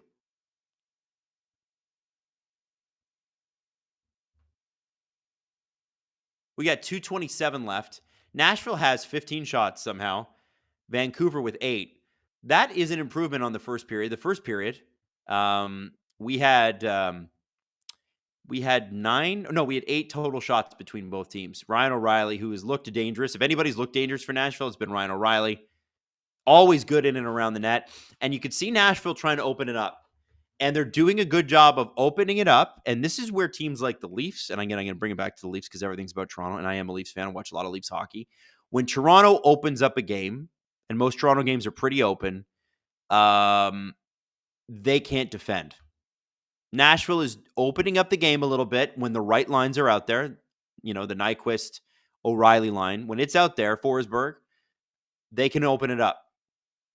But they have the defense and the smarts and the responsibility to not let Vancouver take advantage of them opening it up. Because Vancouver's only got 8 shots. Nashville is outshooting Vancouver double right now. Okay. This wrap 74. Are you kicking Bluger out again? Come on, man. Just put it down. Let's go. Play some hockey. They need to get the refs a pitch clock. Or sorry, the linesman. You have 5 seconds to drop the puck. Stop wasting our time. And it's only for the linesman, not for the players. Here we go. Whoa. Rodick, Bluger. Can he spring somebody? Nah, that's not icing. That's a good play. Oh, big hit. Bluger's open. Oh, Di Giuseppe couldn't get it over in time. That would have been fun, though. It was a nice idea. Quinn Hughes back on the ice. Taking some hits. Giving some hits. Wow, the Nashville forecheck getting some stuff done. We'll see if they can create an opportunity out of this. Vancouver regains. Garland's got puck possession right now. He's going to do a little breakout. Be super fast. Turnstile Nashville. Tries to get around, and he does. Good little move. Nobody there to support him, though. You needed one of the other Canucks down in the other corner there to... Oh, they've waved off the icing. Tyler Myers with a big hit. He missed game 2. Good to have him back because he's gigantic and takes up a lot of space, and you need that. Also shoots the puck. Quinn Hughes, I feel like that was a trip behind the net. Did that feel like a trip to you? It certainly felt like that to me. They're not going to call it, though, because they've called too many Nashville penalties. But, guys, penalty all day. Jeremy Lauzon in deep. Pettersson with the puck. Kiefer Sherwood with a big hit on Pettersson. He shouldn't be allowed to do that to Pettersson. No, don't, nudges him again. How about this? 4th line out against Vancouver's top guys. And doing a good job, too. Until right now. With Pettersson coming in. There's 11 seconds left. Oh, there's a shot. So Vancouver now has 9 shots the whole game. 9. And that's icing. So we're going to get an offensive zone face-off if linesman number 74 will allow us to. He'll stand there for an hour.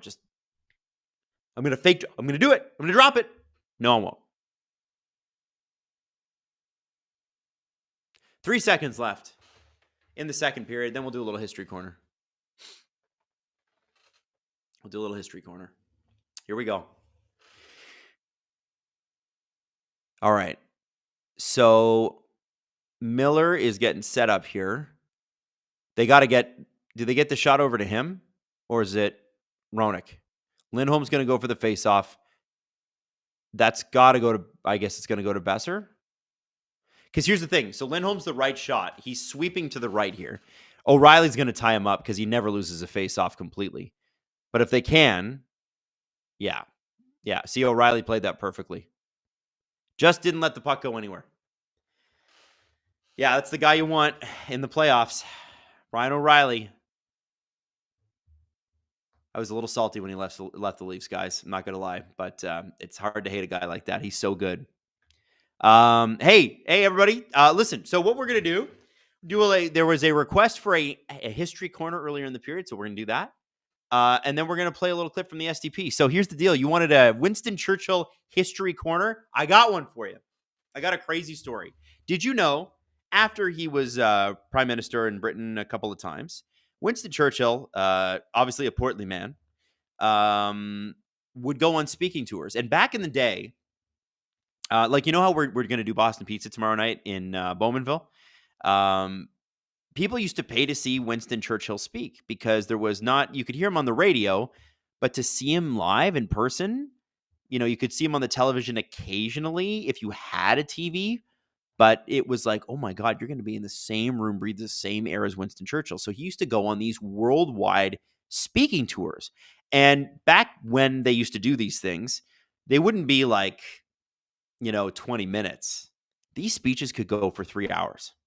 But people would act like it was a rock concert. You'd sit, and at the end, you'd be like whooping and throwing your hats and being so excited, whatever. And so Winston did one of these speeches, and he's out, and I forget what city it was in. It was in the United States, I believe. And he steps off the street, and obviously his mobility is not great, and he gets hit by a car. Winston Churchill hit by a car. Can you imagine being the driver that hit Winston Churchill? And you got to remember cars back then too. Think like late 40s, early 50s cars. Some of them were pretty rounded. Some of them were pretty pointy. There was a lot of pointy ends on cars back in the day, like poke your eye out stuff, right? So Winston gets hit by this car. Mercifully, it's not too pointy, doesn't puncture anything. And he breaks a whole bunch of ribs and is obviously rushed to hospital. And he, this is so ridiculous. He wakes up and, he's in a bit of a coma for a bit, and he's in the hospital and not feeling good. And being Winston Churchill and being a very curious man, he talked to the doctor about the force that he would have had to have been hit by for a car to do that damage. And what the doctor says to him, he compares it to a shotgun shell. So it's essentially Winston Churchill getting hit by the car was the same force as getting hit by a shotgun at point blank range. Only it's a car versus shotgun shells. And Winston not only works this into his routine for the rest of the tour, but continues to brag about it for the rest of his life. He said, I know what it feels like to get shot by a shotgun. Hilarious. He also used to watch movies in his house on reel-to-reel, those old film projectors, with his dog in his lap. And if there was ever a scene where things got scary or sad, he would cover the dog's eyes because he didn't want the dog to see anything sad or make it upset. So there's your Winston Churchill History Corner. There's so much on Winston Churchill. I just thought I'd give you something completely niche and weird that nobody else should know, because who needs to know that, right? All right, now we're gonna cut to an SDP clip so I can take a little bit of a break here. What do we got here, Maddie?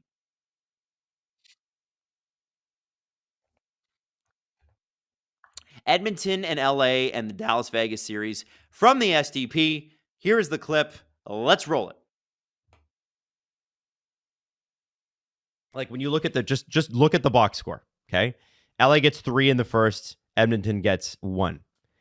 If Edmonton just comes out stronger in Los Angeles, this is over, right?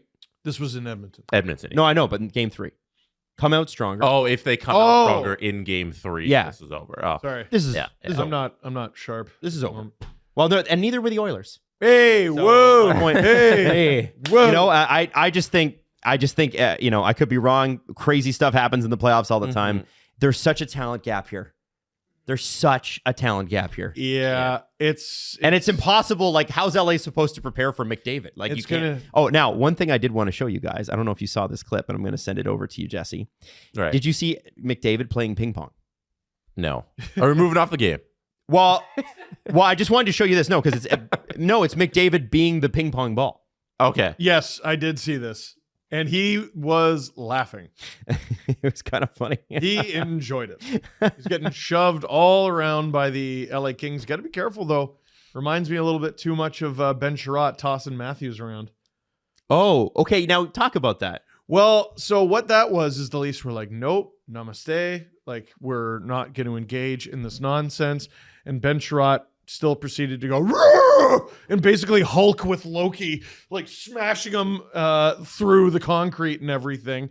And being the pacifist there didn't help the Leafs in the series. Yeah. Not that McDavid should try to fight 3 guys at the same time. Well, he was kind of alone. Like, I don't know what he's going to do here. But so this is how it ends, what we have on screen right now. But if we rewind it just a couple of seconds here, you'll see that. Adrian Kempe. Ooh. Oh, we're doing this in reverse. The first cross check's a little high. Look at that. Gavrikov, it rides up. A little high. And then Kopitar hits him. Hey. And then. Kempe. Way. Oh. What else did you want to say about the game, Jess? I don't think we should write off the Kings. We've seen hot goalies steal series before, and they're proven that they can get enough offense through this Edmonton defense. So this might be a lot closer than we think. It might be a 6 or 7 game series here between the Kings and Oilers. Now I want to talk a little bit about, Steve mentioned this earlier, your Stanley Cup picks looking a little rough. Vegas up 2-0 over Dallas. How do we feel? Steve, you got the floor. 3-1 game. Dude, the Stars are a really, really, really strong team. And even if they get knocked out in the series, they'll still be an extremely strong team. Mm-hmm. This will be a fascinating offseason for the Dallas Stars if they get eliminated, because when you get knocked out in the first round, I think you need to look at it and go, what did we do wrong? And so far, it's you played a team $4 million over the cap. Hold on. Jake? Oh, sorry. No. What I was gonna say is I didn't expect Vegas, even though they're juiced to the gills. Yep. Like they're so loaded up, but you have guys coming off of injury, guys who haven't played in a while. Guys who were guaranteed to be rusty, and even the guys who, let's say they were just resting, they've never played together, man. Hurdle's never played with these guys. They've never played together as a cohesive unit. Like, that's going to have some rust. That's not going to look very good. And they take 2 out of 2 in Dallas. Get out of my face. I can't believe that. I want to throw out there that the Vegas Golden Knights had 26 shots. Is Jake Ottinger the answer for Dallas long term? I wonder if he's battling something, because he looked unbeatable for a while. Jess, what do you think? I think there isn't a lot you can take away from this series if you're the Dallas Stars, because they played well last night and they ran up against the best defensively coached team in the National Hockey League. Just looking at some of the numbers that were in the game from the game last night, they had 11 shots in the first period, 10 the rest of the way. In the last 5 minutes, while the Golden Knights were up by 1 goal, they did not allow a single shot on goal. Good. That's crazy. The score effects of hockey are supposed to work in the opposite direction. When you are down, the other team has more chances. And with the Vegas Golden Knights, they were down 1 goal. It's not even like they were up by 1 goal. It's not even like they were up by 1 million. And they didn't allow Dallas to get a shot on goal for the last 5 minutes of the game. That is just an impenetrable defense that you just can't get through. And if you're Dallas, you're happy with your game and you just can't get through them because they're just a little bit better. And it's not like Logan Thompson's been unbelievable. He was very solid last night. Obviously, he only allowed 1 bloody goal. But game 1, he was very beatable. Swiss cheese. Oh, man. Yeah. Man. So you get a game where their goalie looks incredibly human, and you still, with home ice advantage and everything, you head into Vegas with a 2-0 deficit. You may not play in your building again this year. Oh, and you go back to last season when they beat them in the Western Conference Finals, and you say, this team kind of just knows how to play us. They got our number right now, and it's going to be hard. And I guess we need to get a little better for next year and just hope we don't run into Vegas again. Who are the teams down 2-0 in their series? Washington and Dallas. Washington, who we all assumed were going to get their asses kicked. Yeah. The Islanders, who most smart people assume were going to get their asses kicked. I am not smart people. The Dallas I forgot Stars. The Islanders were down. Yeah, Dallas Stars. And blew it. And I forgot the Lightning were in there. The point I was going to try to make is, there's a bunch of teams that we didn't really expect to win their first round. And the Stars. But I guess Stars Lightning, they're pretty good. My favorite stat in this game is that there were 108 hits thrown, 55 and 53, and 1 penalty each.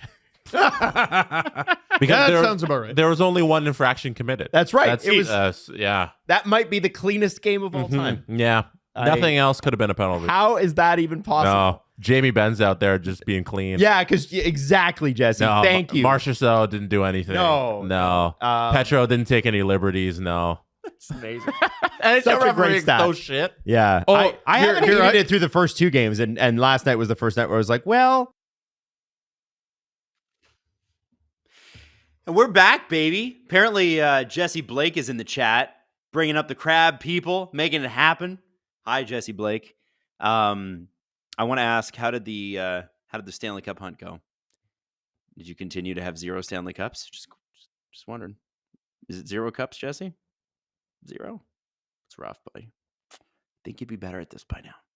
I've loved Jesse's stream because he's kind of crowdsourcing the general manager decisions.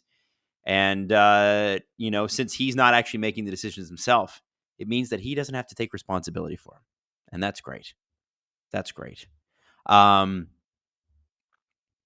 love that Jamie Benn gets named so often from Sam here on SDPN. Yeah, because Jamie Benn's a factor. He's he's been such a good player for such a long time, and also kind of mean and injures people and wrecks people. It's not cool. We don't like that. Dallas coach isn't good in the playoffs either. Yeah, except that Dallas gets through. That was Lily. Yeah, Dallas gets through, though. Dallas gets through. Dallas almost made the Stanley Cup Finals. Dallas did make the Stanley Cup Finals in 2020. Different coach, but still. Maddox McCauley, thoughts on Marner's performance so far? Well, it's funny. Depending upon who you ask, it'll be anything from he's okay or he's been fine to he's been the worst player that I've ever seen in my whole life. And the truth is it's somewhere in the middle. And so the answer is not good enough. Is anything other than he's been spectacular good enough? No. So, no, he's not been great. They need him to be a factor. He hasn't been. Doesn't mean he can't be, though. That's the thing. That's why everybody expects him to be a factor. So, anyway, it's just it's tough being a Leaf fan, let me tell you. Playoff performers don't show up. Brutal. Jesse Blake. It was a fun cup. Aaron Bruckner. Big fans, boys. I grew up in Pittsburgh, and I love that you still support the Berg.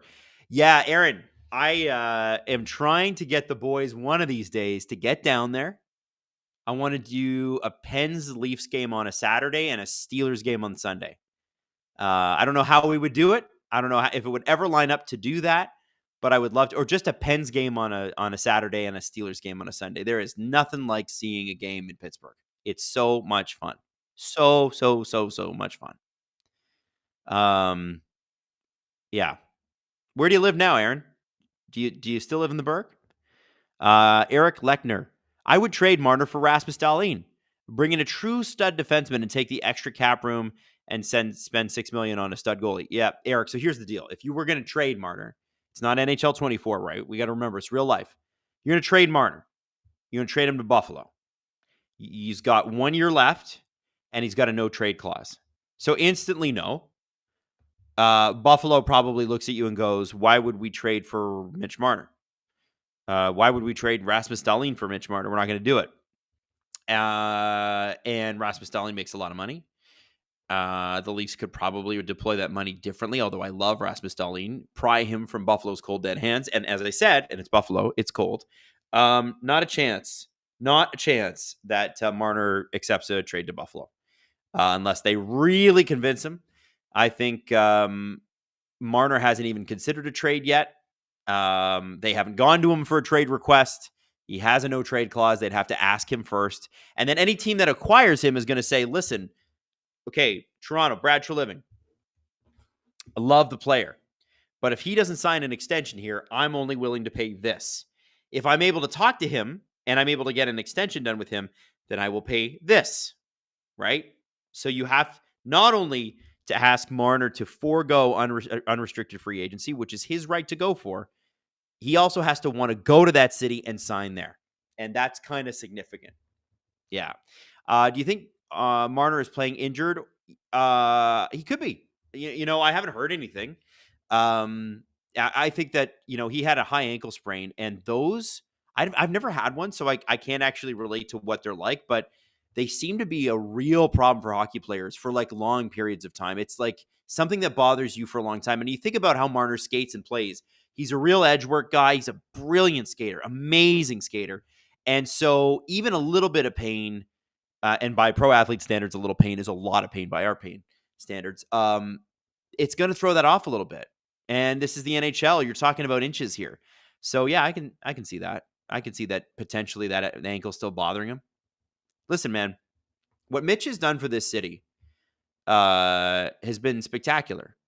But I also get and understand and share somewhat the frustration that fans have in Toronto for the lack of performance in the playoffs. And that's a yearly thing. And, the one thing that I love about him is that you can never fault him for not trying. He is earnestly out there, giving it his all, whatever he's got. It just hasn't worked out yet. And as a Leaf fan, I'm not hoping to trade him. I'm hoping that he stays and they win a cup. I would like that to start tomorrow night on Steve's stream. That's what I'm saying. From Adrian Purcell, high ankle sprains when you have to stop and start on a dime, no good. Okay, there you go. Ranch Althor, I don't understand why we're having off-season conversations considering the Leafs still have games to play. Well, Ranch, this is Toronto. Actually, it's supposed to be a Vancouver-Nashville stream, and Vancouver and Nashville fans, being as rational as they are not talking about the offseason yet, although I have seen Vancouver fans talk about what it's going to cost to re-sign Dakota Joshua, who's going to get a big payday, I think. He deserves one. I wonder if Vancouver has to move on from Mikheyev this offseason to fit that under the cap. I don't know their cap off by heart. There's 32 teams. It's difficult to know every team off by heart. But I look at Dakota Joshua, especially in the first game of the series, although when he is on the ice, he's a factor. That's a guy that has so much future. I think they're talking about him right now on the broadcast, actually. I love him. I absolutely love him. He's a great PK guy. Yeah, they are just showing him on the PK. Great PK guy, great forechecker, exactly what the Canucks want to be. He's young as well. I don't know, man. Love that guy. I think he's going to be great. Okay. Maddie's telling me to get ready to clap because it's almost time to clap and get into the third period, baby, where hopefully we can see even more shots. Maybe at the end of this game, what do we have? We had like a combined 40 shots last game. Can we get over 45 combined shots? Can we get over 45? I'd like that. I'd like that a lot. Here we go. We're off. And I'll give time updates too throughout, just because I know that it's a pain to line up your oh my goodness, my brain. It's a pain to line up the stream with your method of watching hockey, TV or stream or however you watch. By the way, how many people are trying to use the NHL TV app, and how many people is it not working for still? Because there was a lot of complaints at the beginning of the game.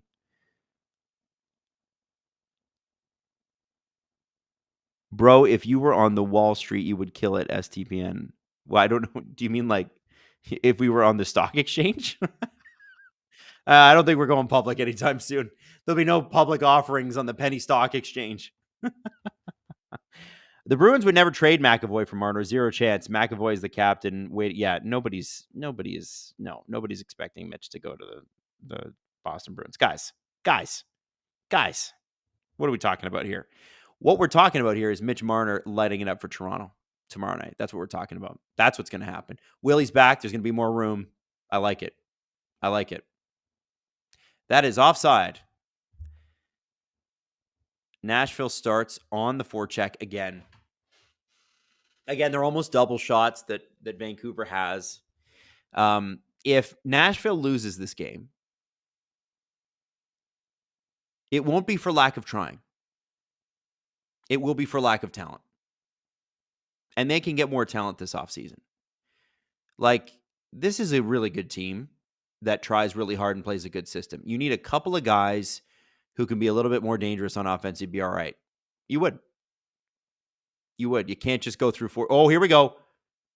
Miller in and around. Can he get it to Besser? Nobody with them. Where's Pettersson? Where did he go? Did he already change? He changed. Smart. Here we go. Oh, Besser. Hughes has got the puck back. That was some good. That's what you need. You need some chances. Here we go again. Oh, Besser off the post. Good shot. Good shot. Oh, it doesn't count as a shot. That was a good shot. Fooled UC Saros, that's for sure. Hronik, Hughes. Hughes gives it away. Nashville has possession. Luke Shen calls for it. Hoglander be all over him. Nashville again. Oh, do we have a penalty there? Nope, not a penalty. Sure looked like a trip. I think Jason Zucker just got away with one. Nashville with a good force check here. Casey DeSmith, stay in your net. If you're a goaltender, if you're a goaltender, wear big pads. I think that's the line. If you're a goaltender, make sure Michael McCarron lays you out. Right? That's how it goes. That's the one. Fourth line on for Vancouver. Lafferty, Di Giuseppe, and Bluger. Going in deep. UC's out to play it. Possession Vancouver. Teddy Bluger. Kind of rhymed. Listen, shots are 18-9. There's 17-18 left in the third period. It's just this game. Stephen T, do you have the game playing in your headphones? I don't. Perhaps I should, but I'm just worried that I wouldn't be able to focus. I could kind of mute on and off, but it's also kind of difficult because I'm watching on TV behind the screen here, and it'd be really difficult to have it in my ear and have it on the computer where I'd have to mute and unmute, and then I'd be like shaking the camera. It's just better to just watch the game on mute. Oh, Dapper Duck gifted another 5 SDPN memberships. Thank you, Dapper Duck. Michael Borland. Wow, thank you for the super chat, Michael. Only care about the Leafs games, but dropped into this to agree with you on the Leafs atmospheres. I was there. Crowd was fine. 1 win and 2 playoffs is the problem. Win and the barn jumps.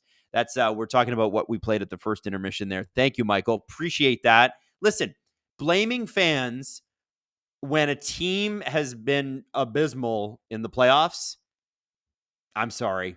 I can't blame fans for that.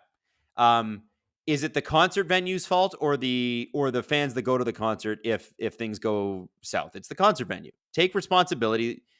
Ooh, Ian Cole almost put one in past Casey DeSmith, and he did not mean to.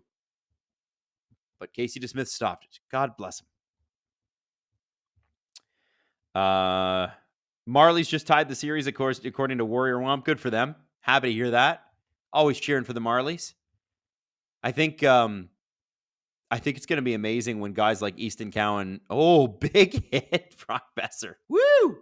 People forget how solid that guy is, man. Don't underestimate Brock Besser. There's a reason he can just kind of drive the net through you. That's what makes JT Miller and Brock Besser so difficult to deal with on the same line. Oh, do we have? Yeah. We have a puck out over glass. Can you show us what you see on set?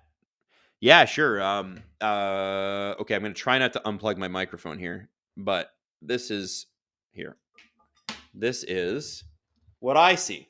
It's what I'm looking at. See? There's our Tim Hortons. There's Casey DeSmith making saves, and it's back to me. This is actually where I sit for the podcast. This is my exact seat. There you go.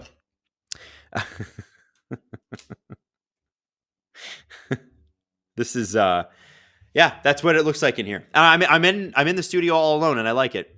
It's nice to be in our little studio and watching this game with you guys. I'm loving this. I absolutely love this. And by the way, we're doing this again on Sunday.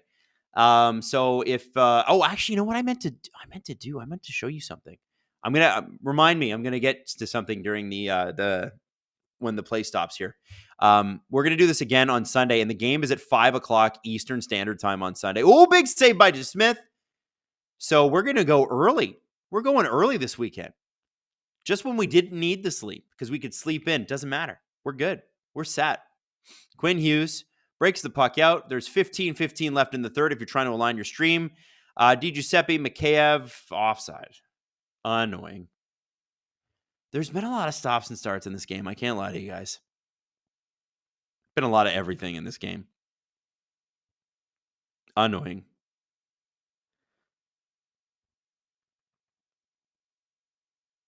(21-10) of the shots from Nashville. Casey DeSmith, perfect so far. He's been great. He's been really great. Canucks fans, you can breathe a little easier, I think, about Thatcher, unless this goes in right here. And then I spoke too soon. Predators have been pressing. They've created some good chances. And Ian Cole almost accidentally put one in his own net. DeSmith made sure that didn't happen. High stick. Face off. Defensive zone for the Canucks. Verana says, I'm always amazed at how small the table setup really is. Yeah, you know what? Most studios you walk into, they're small. They don't need to be that big. You don't need that much space. Like, we're not moving around that much in here. Yeah, anyway. DeSmith or Samsonov? Well, right now, DeSmith, Dissolving Dream. Right now, DeSmith. Are you releasing a recorded show from your BP event? Yes, we are. So our SDPs this weekend, I might interrupt. Oh, man. Nashville almost had one there. Dakota Joshua breaking it out of the zone. So that just quickly, it's going to look like this. We're going to do a quick Vancouver offside there. We're going to do a quick show tomorrow, like 45 minutes to an hour. Then we're going to rush Steve off to do his stream, and he's going to go home. And then Sunday, oh, wow, that almost went off Vancouver player, and then the net just completely switched gears on DeSmith there. Then on Sunday, we're going to do a full SDP after the Leafs game. And then, so once the SDP's done, then I'm sticking around and I'm going to do the Vancouver Canucks game because that's at 5 o'clock Eastern. And then Monday, we won't have a show. And I'm not sure what we're going to do Monday and Tuesday because the Leafs game is not till Tuesday night, which means we wouldn't have a show till Wednesday. I'm figuring this out on the fly. I don't know what we'll do. Maybe we'll do a show Monday as well, like a shortened one. I don't know. I don't actually know we can't do a show Monday. There's other things going on. I don't know what we'll do. But we're going to do shows after Leaf games. And as you know, I will be streaming as well. And Steve will be streaming. And Jesse will be streaming. We're all here doing some lives. You won't be rid of us. Hey, everyone, stick around on this stream for the Oiler game. Yeah, honestly, the Oiler game is, again, I feel like the Oilers should just be sweeping the Kings. It's not because I disrespect the Kings. It's just that I have so much respect for the Oilers. They're so good. That starts at 10:30 tonight. I'll be honest with you. I'm going to go home after the stream because when you're talking for 3 hours by yourself in a room, I'm not really by myself. There's 1,000 of you here right now, which is super cool, by the way. Thank you for being here. It's you do get a little bit tired of you're not as sharp as you used to be, right? You're not as sharp as you were at 7 o'clock. At 10 o'clock, you're not as sharp as you were at 7 is what I'm trying to say. JT Miller wins the face-off in the defensive zone. Let's get it out. Let's get some pressure on the Nashville Predators. Let's get that puck. The one thing I'll say, Vancouver has spent a lot of this time in their defensive zone in the third period, but again, I'm going to relate to this as a Leaf fan because this is how I see the world of hockey, right? When the Leafs are in their own zone for this long, disaster is bound to follow. With Vancouver, I don't see that. I see a team. There are some chances. There are some like squeakers that can, you know what I mean? But when you compare and contrast with the Leafs, you look at it and you go like, man, I'm looking at this and I'm thinking, this doesn't look so bad. They're playing well defensively. They're keeping it along the wall. The one thing that they need to do is make sure that puck does not go in front of the net when Ryan O'Reilly is there, because he will be there. He switches in. You sometimes see Nyquist come in too, although he's not as comfortable with it. Ryan O'Reilly's been very dangerous from that spot. Thatcher Demko did a great job in game one of stopping him as much as he could. And then DeSmith, obviously, there was like no shots last game. So it's just Dapper Duck. I believe you just gave another 5 memberships, and thank you very much for doing that. That's very kind of you. I'm so glad for everybody that gets to try these new memberships out, our VIP section, because you get an extra episode a week. And also, if you go to the ad-free level, you can watch our shows without ads. Now, I want to throw this out there. I don't know if you guys know this, but you can subscribe to our channels on Spotify, on Apple, and on YouTube. And Apple Music or Apple Podcasts are actually featuring us this month. So they're putting us like on their front page. And if you ever go on the Apple Podcast page, you can see it. I'm going to drop a link in the chat. So it goes apple.co/listen with SDP. And they actually reached out to us. Can you believe that? They reached out to us and like, can you guys tell us your favorite podcast? What do you listen to? And so you'll get to see, so they'll have other podcasts on the network are mentioned, obviously, LFR and CJ Show and Drew and Stu and all the great stuff we have on our network. But then underneath that, you're going to see other shows that we would listen to. Some of them are non-hockey. And I think that's kind of cool. So you get a little bit of a glimpse into what Steve and Jesse and I are listening to on our own. Usually I'm listening to one of these shows on the way into work, which is cool. So, and yes, Hardcore History gets a mention. Obviously. So yeah, check it out. Click on that link. I don't know if you guys have ever heard of the show, The Rest is Politics. If you love like world events, really, really good. Like really, really good. Great show. I found it on TikTok of all places. TikTok does work for promotion. All right, here we go. Into the okay. This is driving me crazy. Vancouver can't get much going 5-on-5 against Nashville. Thank goodness Nashville took a couple penalties tonight, because this is like, it's kind of painful to watch Vancouver 5-on-5. Look at this. 10 shots with 13:15 to go in the third period. Who could have called that? Hey, we need to talk. We need to see you guys throw down in Tekken or Street Fighter for a VIP episode. I don't think that's by Crash Test Fetus. That's 5 pounds that you just gave us. Are you from across the way? Where are you from, by the way?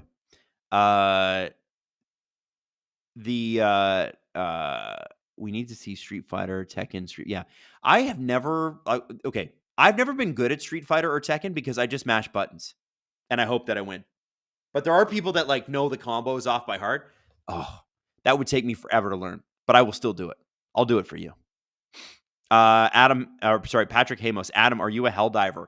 Okay, so I was going to download it, and then the Fallout series guys came out, and apparently it's amazing. I haven't had the chance to watch it yet because I was watching something else. And so I started playing Fallout 4, which I've had for years and never played. So I'm playing Fallout 4 now, and I'm dying a lot. But man, what a good game. Julian Nikolov, Leafs lose the series. How many players are gone? Why are we first off, we are talking about the Canucks and the Predators. Secondly, I don't know how many players will be gone, but I would say that one of the core 4 is gone. That's my bet. I don't know that for sure. Tim Robichaux, in your opinion, who is Morgan's ideal D partner? Here we go with the Leafs questions, which I'm fine with, by the way. And who are some of the comparables that Tree could actually go after in the offseason? I think it's too early to tell, but I think the best I've ever seen Morgan Rielly look is next to Luke Schenn. And it's such a bummer that Nashville has him now because he's been a factor in this series. I loved Morgan Rielly and Luke Schenn together. And Bush gives Morgan a lot to work with as well. You don't have to get crazy expensive. I mean, you could. You'd have to move money from somewhere else, but I don't think you need to get crazy expensive with a guy like Morgan. You just need somebody who puts him in his happy place, lets him play his game. Nashville pressing deep, by the way, right now. It's the thing is that Vancouver's doing a good job keeping them to the outside. And if you're watching Vancouver, they're going full defense mode. They got one guy deep. They're clogging up the neutral zone. Leads to a turnover. Miller with a shot. Set up by Besser. Fourth line for Nashville. That's a kind of a favorable matchup considering that they're on away ice. Not bad, Rick Talkin. Not bad at all. I would like to see Adam in a Zadorov shirt. Michael, I love Nikita Zadorov. I think he's awesome, and I'm mad that he's not a Leaf. I love watching him throw the body. Okay, we got the Vancouver penalty we've been looking for. We knew it was coming. Nashville had taken too many penalties. Things were going too well for Vancouver. Refs need a tie here. We need an overtime from the refs, right? Is the penalty? What's the penalty? What do we get here? Okay, we get there. I can't hear the game, so I can't hear what the announcers are saying. Okay, so Carrier, yeah, listen. So here's what I think about that tripping call. I don't think it should be tripping if your stick is down on the ice first and somebody trips over it. Like if there's no overt movement, you should be able to put your stick on the ice and hold it there, kind of like charging in basketball, where it's like I have planted, and if you move me off this spot driving to the net, that's charging.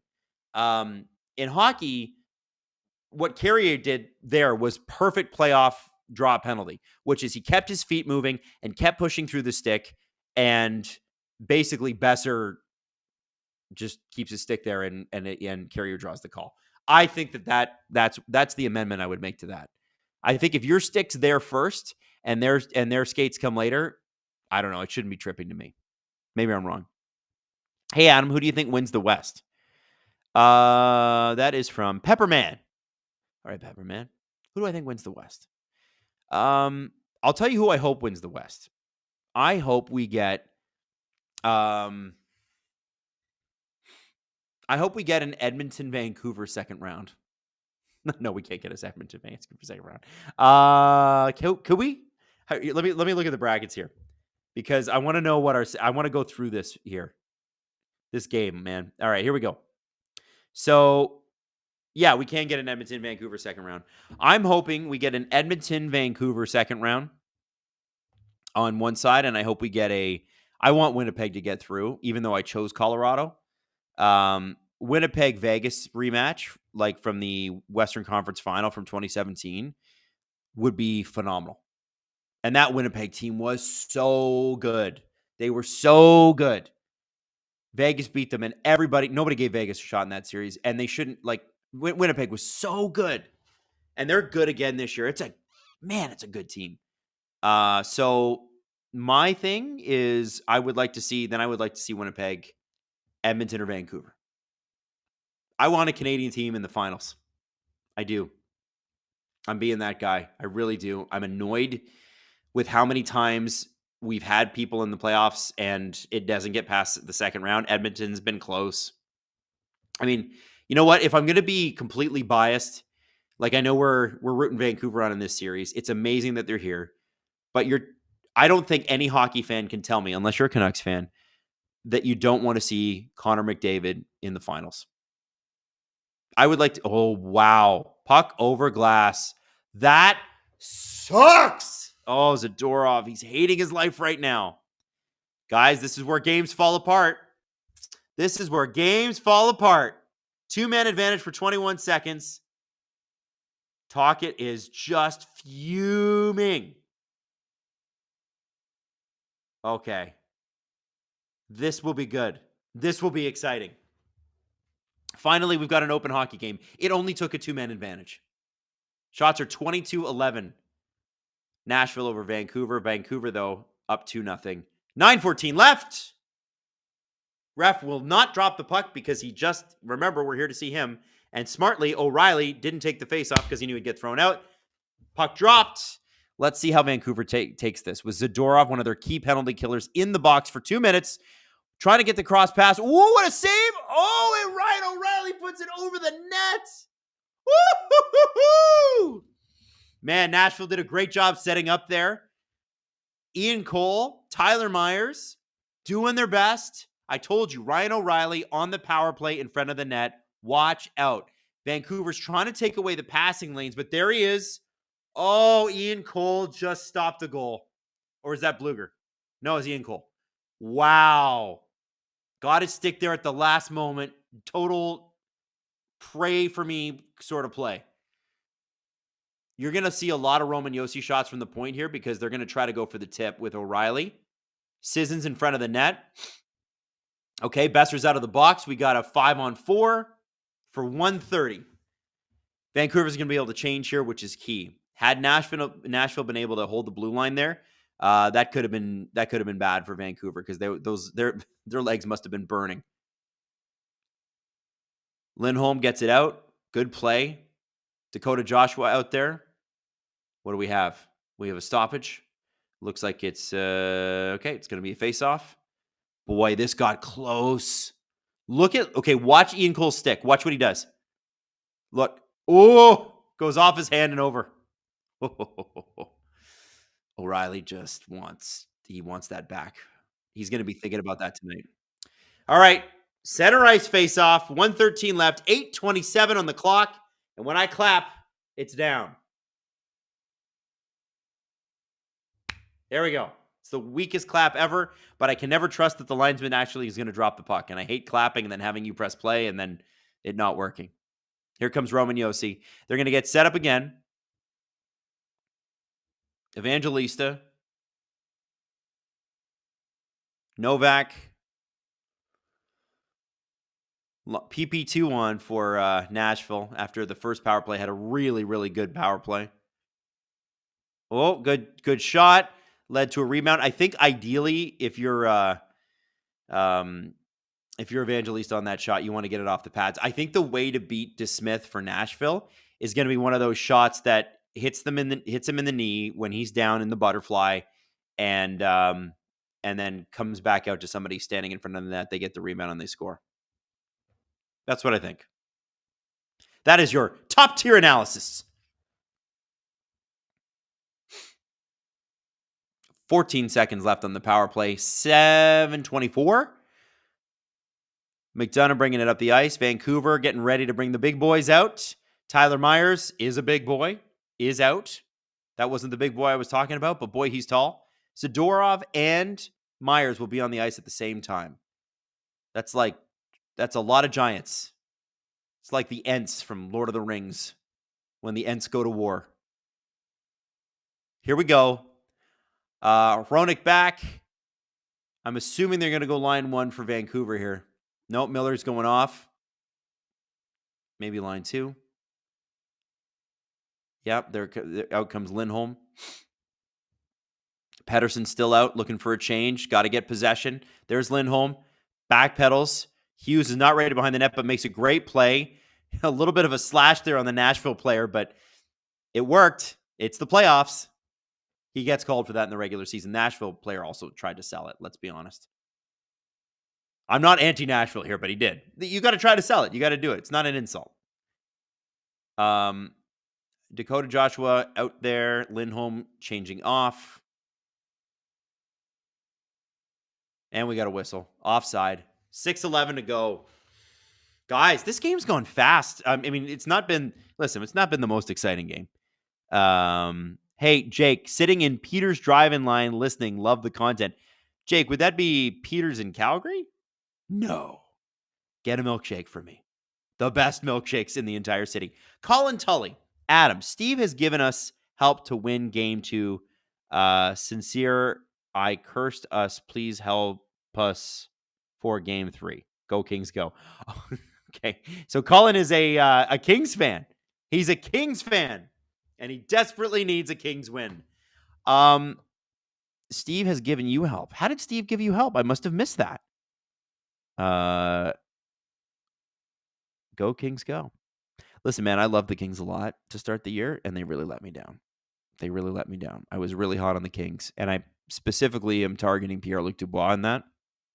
Really wish he'd been better. My predictions would have gone better. Hallow Nakrib. Okay, when you made that name, Hallow Nakrib, did you say it out loud? You said you love video games with some historical precedent like Assassin's Creed. What are your favorite purely fictional games? Okay. Oh my gosh. So you're asking me this, and of course, my brain is mush right now. Hang on. Open. So first off, I like the Far Cry series a lot. Like it's spectacular.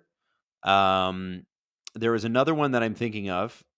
And I'm just trying Fallout 4 now, and I got the update this morning and that sort of thing. Non-historical is oh my gosh, why can't it? Horizon Zero Dawn. Finally, it came to me. I love that game. Have you ever tried that? It's you wake up in the future and there's robotic dinosaurs walking around, and this sounds really stupid, but it's so cool. And you got to figure out, humanity has like regressed to a tribal society, and you're one of them. And whatever reason, your tribe hates you, and you got to figure out a way to survive. It's awesome. It's such a good game. Horizon Zero Dawn, baby. Try that one out. So good. I'm trying Fallout 4 right now. Pretty sure I like it. Lots of fun. What else do I like? That has I liked Star Wars Battlefront and Battlefront 2, and I like the original Battlefronts as well. And then, Fallen Order and Jedi Survivor are good. I'm really excited for Outlaws. Still debating whether or not I'm going to pay the upcharge to unlock that Jabba the Hutt mission. Am I that much of a sucker for Star Wars? Kinda. Jesus. This is such a jerk question. Super chat. Was Pol Pot good? No. Next question. Pol Pot was one of the most evil people that ever lived. Here we go. Save on to Smith. Ryan O'Reilly in there, right in his grill. 5:13 left. I'm gonna do a little clap here. Elden Ring is elite. I've heard that. And Adam, did you get into Gears of War? No, I didn't. People are saying Last of Us, Skyrim, Mass Effect. See, here's the thing. I only have, I'm getting ready for the clap here. I only have so much time being the father of a 5-year-old. So I have to pick and choose. And I thought Fallout, why not? Seems like a lot of fun. So I'm going to do that. There we go. Face off. Pettersson loses the face off. Yossi with the shot. To Smith with the save. Here we go. Oh, the username is Hollow, and my name is Bryson. And no, I never expected others to say it out loud. Also, Horizon Zero Dawn is great. Okay, well, Bryson, thank you for chatting. Horizon Zero Dawn is one of my favorite games of all time. So good. More people should play it. Absolutely amazing game. Absolutely amazing. I never got to woo. Casey DeSmith catches a little bit of a bouncer there. I never got to play Forbidden West again because child. And they take up a lot of time. They're very selfish. I don't know if you know this about children. Selfish. Needing of your time and of your attention. Never stops. But when I do get to play, I'm going to play Forbidden West for sure. I can't wait to play that one, actually. Yeah, we're just talking about non-historical games. The Last of Us Part 2 is 100% worth the time, especially with the remaster. You know what I want, guys?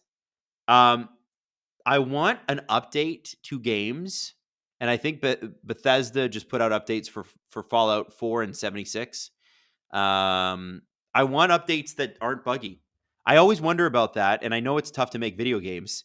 But like, why has it especially lately been that every DLC update, whatever, it's like buggy, we got a patch? Why is it that every time I play, I buy Formula 1 with early access, it doesn't work properly for the first 3 months? Like, I'm not buying the F1 game until I know that it's good. Like, I'm one of those people that's not buying early access on anything anymore. Because it doesn't make sense. Like, do I need to play it 3 days early? No. I probably won't even get to play it 3 days early. I'm a dad. It's just what happens, man. You just don't have the time. I also run a company with my friends. Like, we gotta work. I don't know, man. I'm annoyed right now with the state of video games. Some of them are so good, like Helldivers, obviously incredible. I pay attention to Helldivers for the updates, and I don't even own it. Like, that's how cool that game is. Anyway, it's they rush these games out. Helldivers is the perfect example of exactly what a community wants. Listen to the community, give them what they want, keep it simple, make it fun. Doesn't have to be that complicated. And by the way, everybody that owns the Starship Troopers IP are just crying their eyeballs out right now because Helldivers is the exact game that any Starship Troopers game should have been. Okay, Zadorov with the puck. We got 4:41 left in the third period here, folks. Nashville outshooting Vancouver 26-11. We still have not hit 40 combined shots. Oh.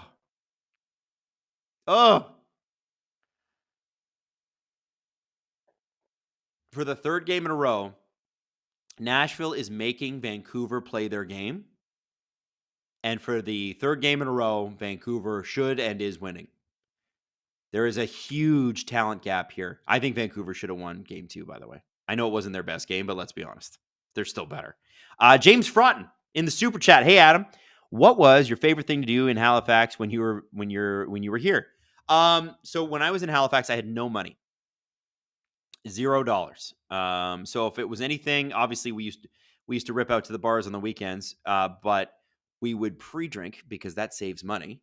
And then we had dollar shots or $2 shots, whatever it was. Oh, we got a bit of a pile up at the face-off dot here. 4:10 left in the third. So what we would do is there's a lot of great places to go kayaking. There's a lot of great little towns like Lunenburg to go and see, go see the Blue Nose 2. Summertime in Nova Scotia is amazing. I know it, the sun goes down, it gets a little bit cold and buggy and that sort of thing, but I don't think there's a more beautiful place on earth. I truly am in love with that province. I can't say enough about it and would probably move back there, but that won't be happening anytime soon. Like, it's for me, that it's just a magic place and I'm so lucky to have lived there. That's how I feel about that. Outdoor stuff. That's what I would say. Miller with a shot. Good save by Saros. Covers. And we're going to get an offensive zone face-off with 3:26 left for the Vancouver Canucks. How about that? Pettersson just piled on. I wonder if Pettersson's a little hurt. Nashville, give them credit. They've done a great job in shutting him down. He's got the point tonight. But I wonder if he's hurt.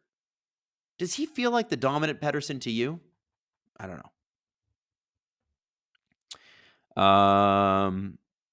Currently playing Rocket League while listening to Adam and his ADHD squirrel conversations. Jeremy, thank you for that. Hey, by the way, Jeremy, you also must have ADHD because you're playing Rocket League and you're listening to me. And it's a goal!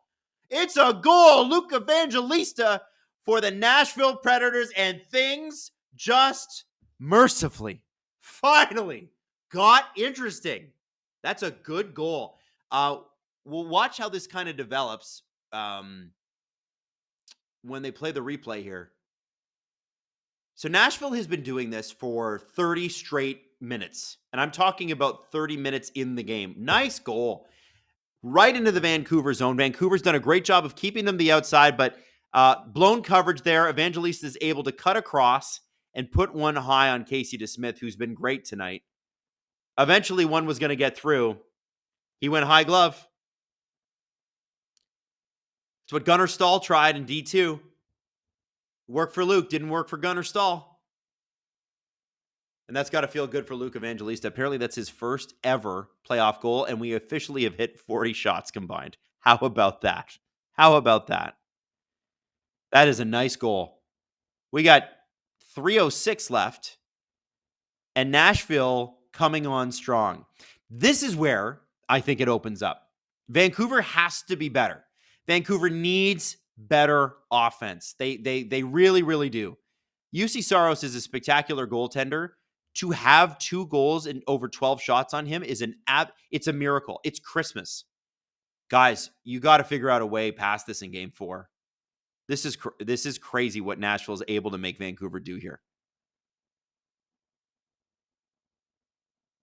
Vancouver playing, see again, puck to the outside. We are 5-on-5, by the way, although it doesn't look like that right now. Puck is out of the zone off a skate. Nashville quick to turn it around. And they got the big boys out there. Phil Forsberg. Phil Forsberg almost created a scoring opportunity there. He did. And remember I told you, just right off the pads. Right off the pads when DeSmith is in butterfly. Wow, that Evangelista shot kind of reminds me of what Marchand did to the Leafs 2 nights ago. Sissons is there too. I guess they were trying for goaltender interference. I don't think there was goaltender interference there. They were looking at that. I don't see that. So we had a timeout called. 2 minutes to go. Baby. How we feeling? Okay. Remember how I said earlier tonight that this feels like a triple overtime game? Could you imagine? Can you imagine overtime? I can imagine overtime. I can. I can also imagine the fact that it might be really boring and it might go on for a long time. Because Nashville struggles to score and Vancouver straight up can't play any offense. I wonder what Jim Rutherford, they just showed him on TV. What's he thinking right now? Like, what happened to my team? What happened to my offense? Where are they? Oh, there's Barry Trotz smiling smugly. Yes, they play great defense. They play great defense. Everybody, excuse me. Now I have the hiccups. Perfect timing. Everybody in Nashville on their feet. It's loud in there. When that building's rocking, it's rocking. It's ear-splitting. Such a great place to watch hockey. Teddy Bluger, big face-off win. That fourth line has been really effective. It's good for Tocchet that he has a fourth line that's truly playable. You need that this time of year. Evangelista into DeSmith's glove. Zadorov gets a high stick from Evangelista, tries to sell it. Refs are definitely not calling that. Doesn't matter what they do to each other. We got an empty net too. So what do we think? Can the Canucks make it through the final 151? Or is Nashville about to tie this game up and send it to overtime? 30 shots to 12 shots. If DeSmith walks away with the win here, the entire city of Vancouver owes this man a drink. Like, wow. What a game he's put in. Big hit by Myers to separate the puck. Perfect hit, actually. Okay, up the boards. Nashville. Ooh, okay, we're high with the defense. Oh, no, it's not Roman Yossi. What am I saying? Oh, no! Oh, my God, how did they not score that? Ian Cole is behind the goalie trying to stop anything that might get through him. Not in yet. Nothing. Yossi at the point. Ryan O'Reilly. Yossi playing it back and forth. Let's see what happens here. Evangelista and Sissons in front of the net. They got a whole bunch of... Even Gus Nyquist is getting in there. And whoop, nothing. Tyler Myers, we got almost a minute left. Oh, whistle blows with 1:02. Is it a broken stick? Is it a high stick? Guys, are we getting triple overtime tonight? Do we triple it up? Oh, it goes off a leg. That should have been... Did it go off Sissons' leg? Okay. Oh, man, I don't know. They were so close. Look at them jumping on the bench. Oh, good tip there by Sissons. Good block there by Ian Cole. Vancouver using Nashville's tactics against them. Just block the shot. This is a sweaty finish. Who's sweating? Are we sweating in the chat? Baby, this is exciting. UC Saros already at the hash marks, ready to leave. Thank you to Wilgram, who gifted 1 SDP membership. We do appreciate that. Prophet Agamang. If they tie it, you will be here a while, Adam. That's why I keep saying triple overtime. If Nashville ties it, we're going... This game will still be played tomorrow. It's going to be like a cricket match, just never ending. Bluger pressuring. Vancouver going with one guy high, making everybody else stay back. Trying to clog the neutral zone, but doesn't work. Forsberg open. Oh, Sissons was open. Yossi with a shot, blocked by Teddy Bluger. Teddy Bluger's having a shift, and there is 20 seconds left in this game. 31 shots for Nashville. Only one has got by Casey DeSmith.